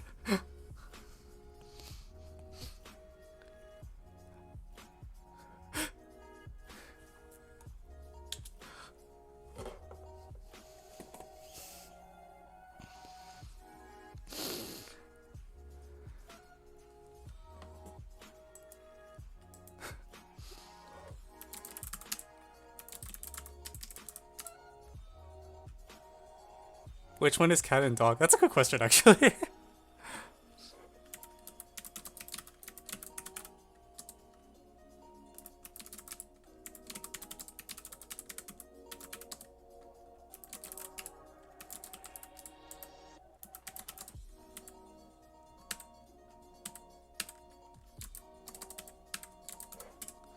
Alright, that's pretty decisive.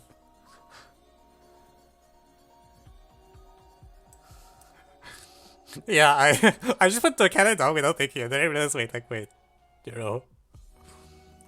Oh, they're cat and dog, it's fine.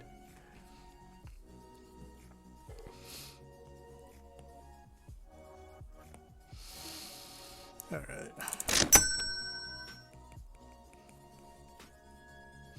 Okay, so oh right, we have a cat now.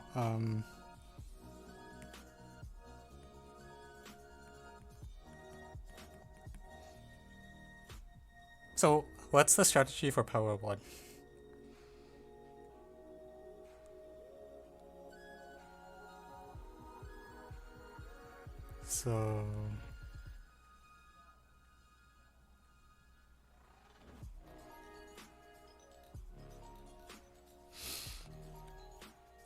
So on actually I should draw the cat in green.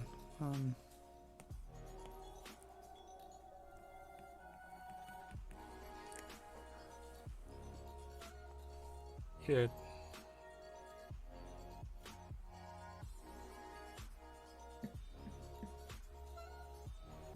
Yeah, it feels like I should be able to say something was going on. So I guess maybe I start by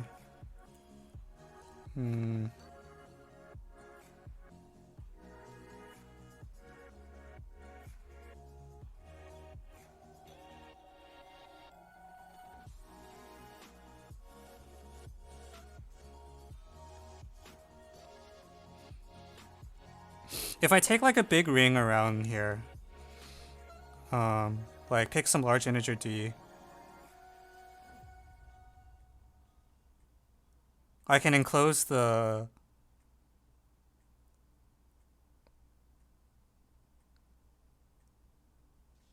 you can just sort of surround the cat, right? Because the cat moves with pace 1, so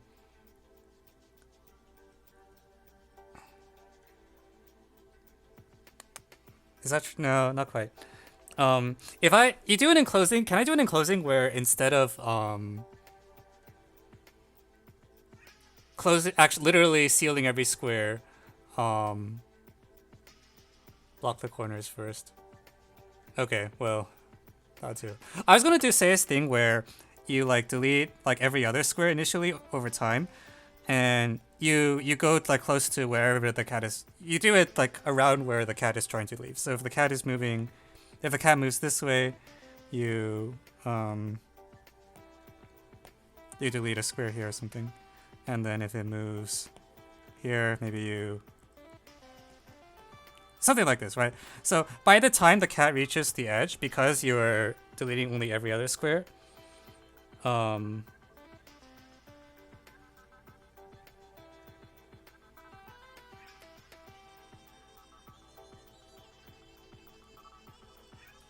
am I crazy? Does this not work? Because I feel like if you delete every other square, then by the time the cat reaches the like actually gets to the border, then you know you have a alternating thing. So then you can always seal off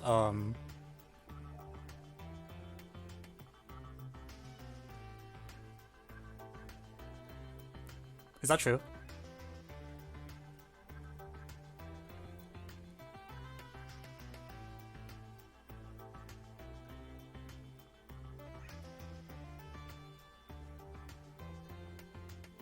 Yeah, I have spacing. Does that not improve the constant factor enough?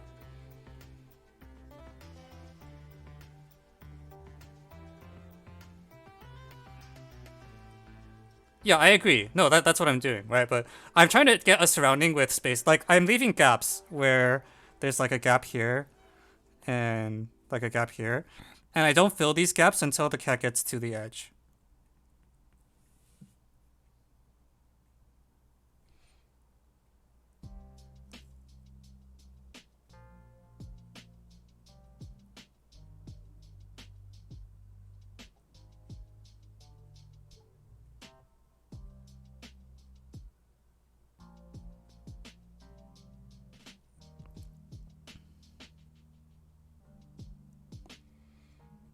You might be right, I need the corners first. Yeah, I agree I should get the corners first, actually. Because the corners are... Well, yeah, the corners are the problem. Because if I set the parity right, even if I do this, then there's 2 gaps here. Okay, so I agree I should get the corners first, but there's 4 corners. And then after I do that, I can do this alternating strategy. And because I am only filling them with density 1/2, I can have the thing like... mostly set up by the time the cat gets to whatever edge it's getting closer to.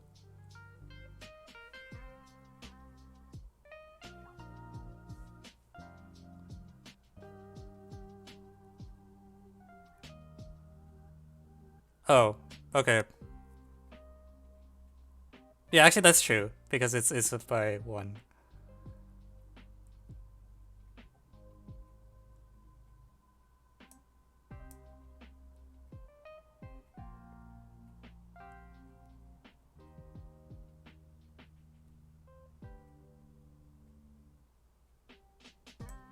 Yeah, okay, so that's fine. Okay, so that just said okay equals 1. Either way. Yeah.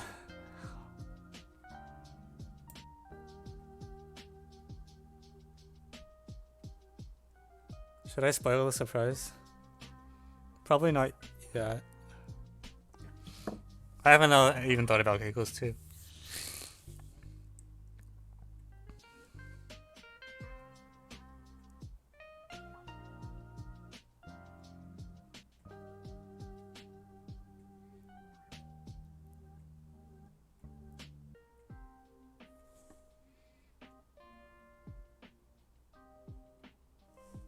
Have fun with k equals 2. Oh my god. You said this would be quick.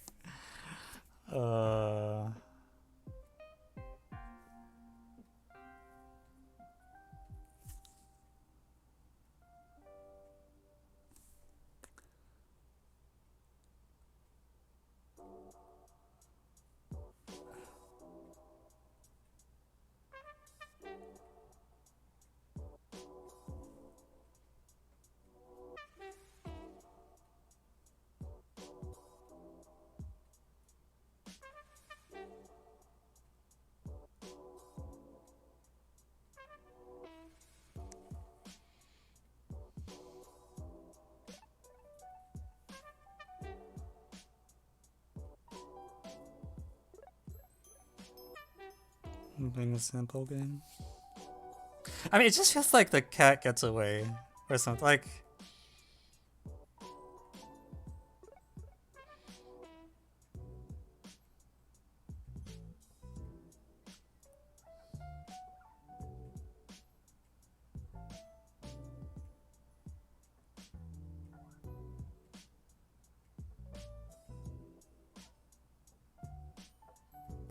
it just doesn't feel like the dog can do anything.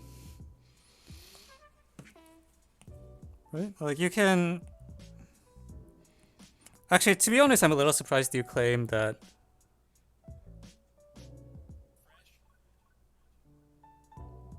You can force turns. I'm even surprised you can force turns.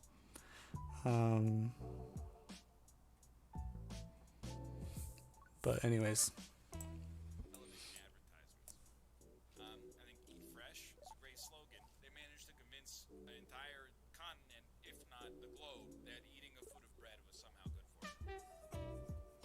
The cat just runs off in one direction.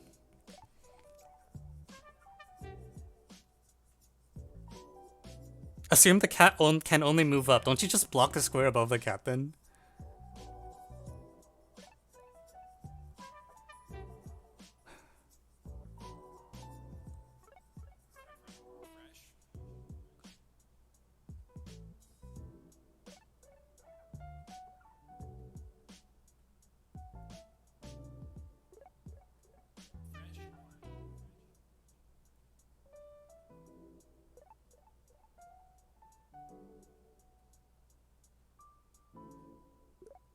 Wait, now I'm confused. Was that?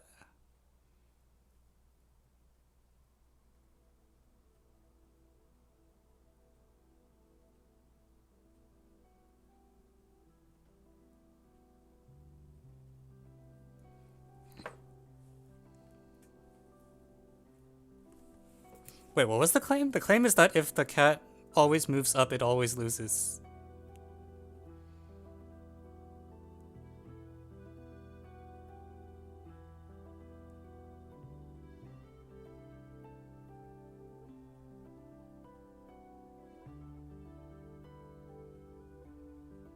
Okay,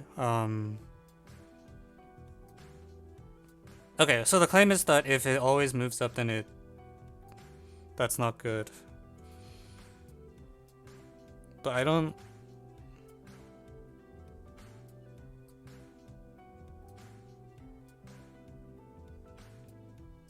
see why that matters.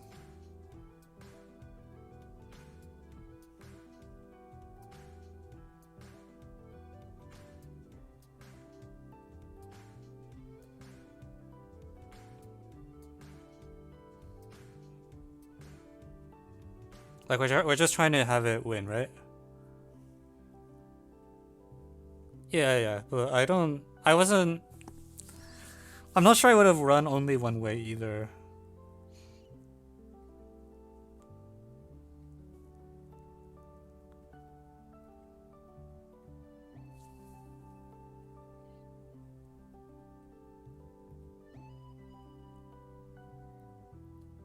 Okay.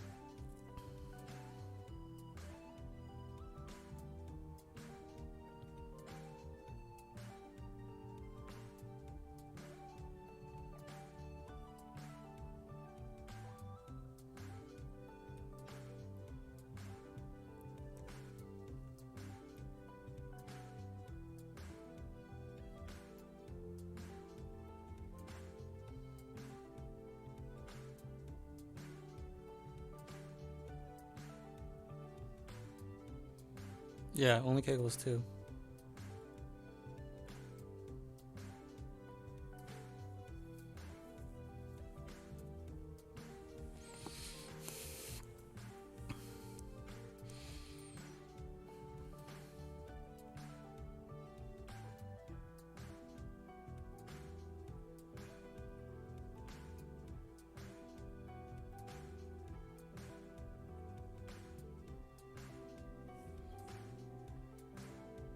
It does help.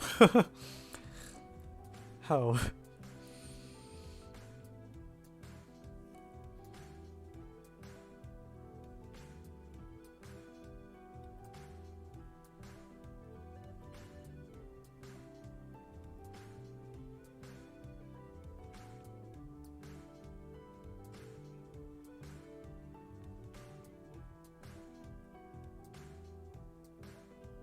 Introduce a nice dog?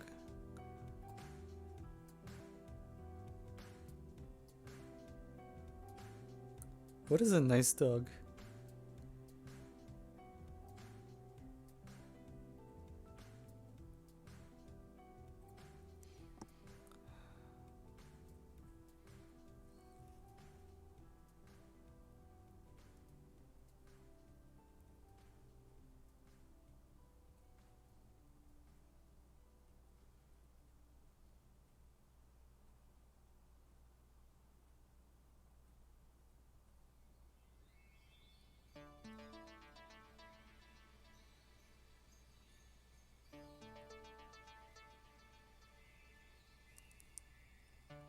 The heck?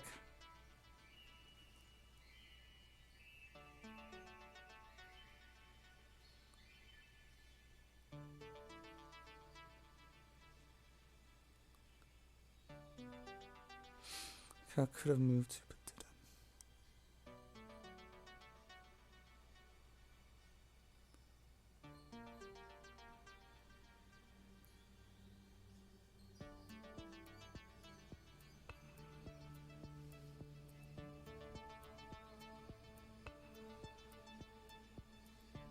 So a nice dog doesn't block squares. The cat could have moved to, but didn't.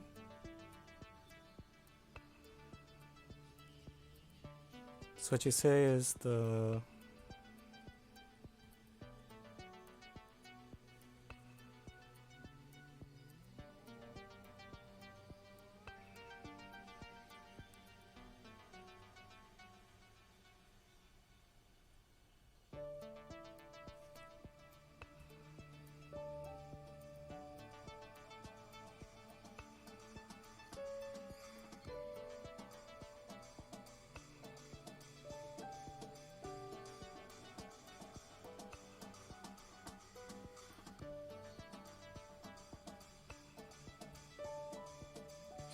Okay.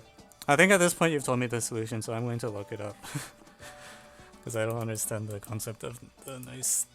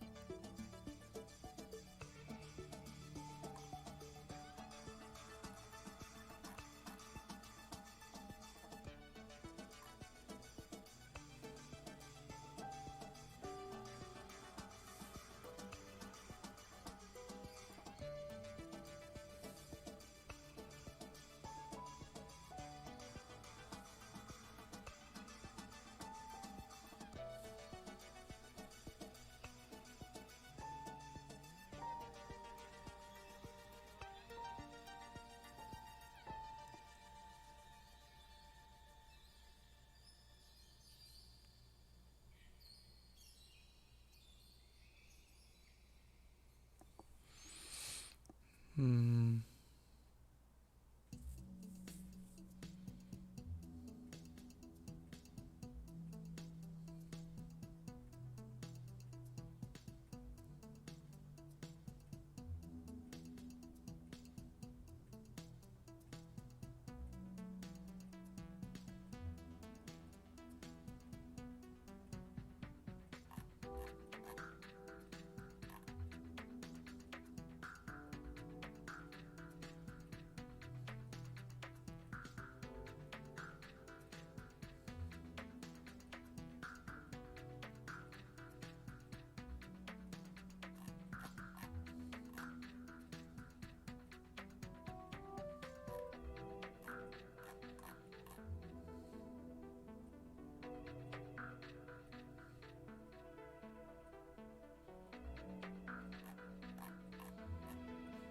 Alright, I don't think I would have gone this.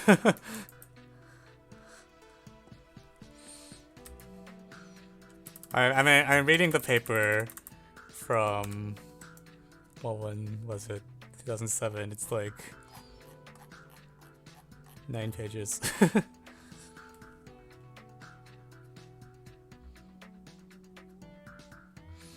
Alright.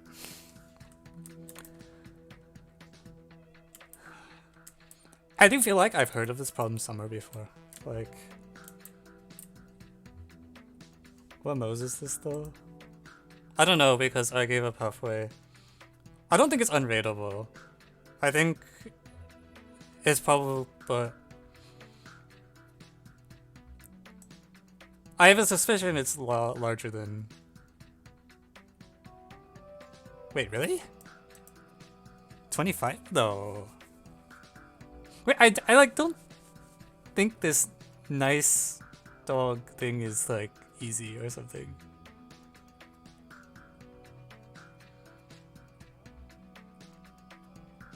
Yeah, it was open for a while.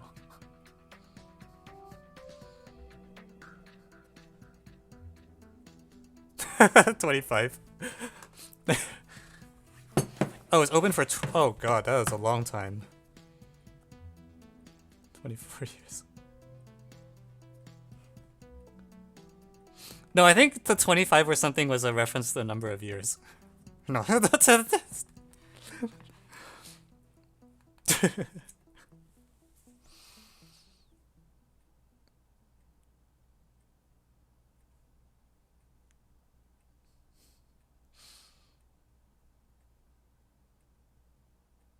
No, 60, I think.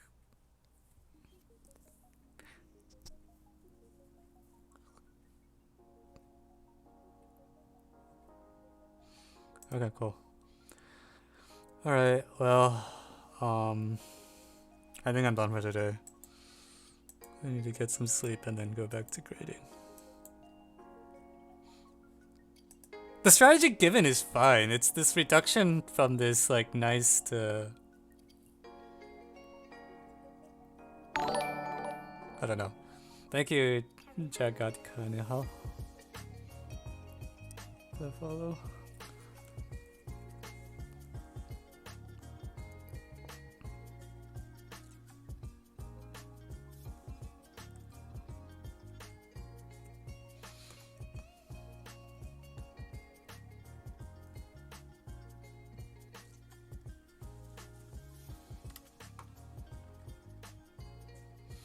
Yeah, maybe next time.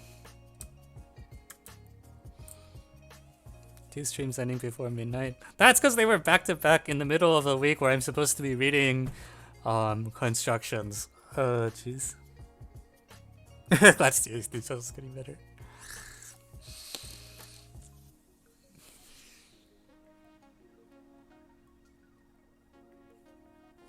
Alright. Darn the Geo. What a struggle bus.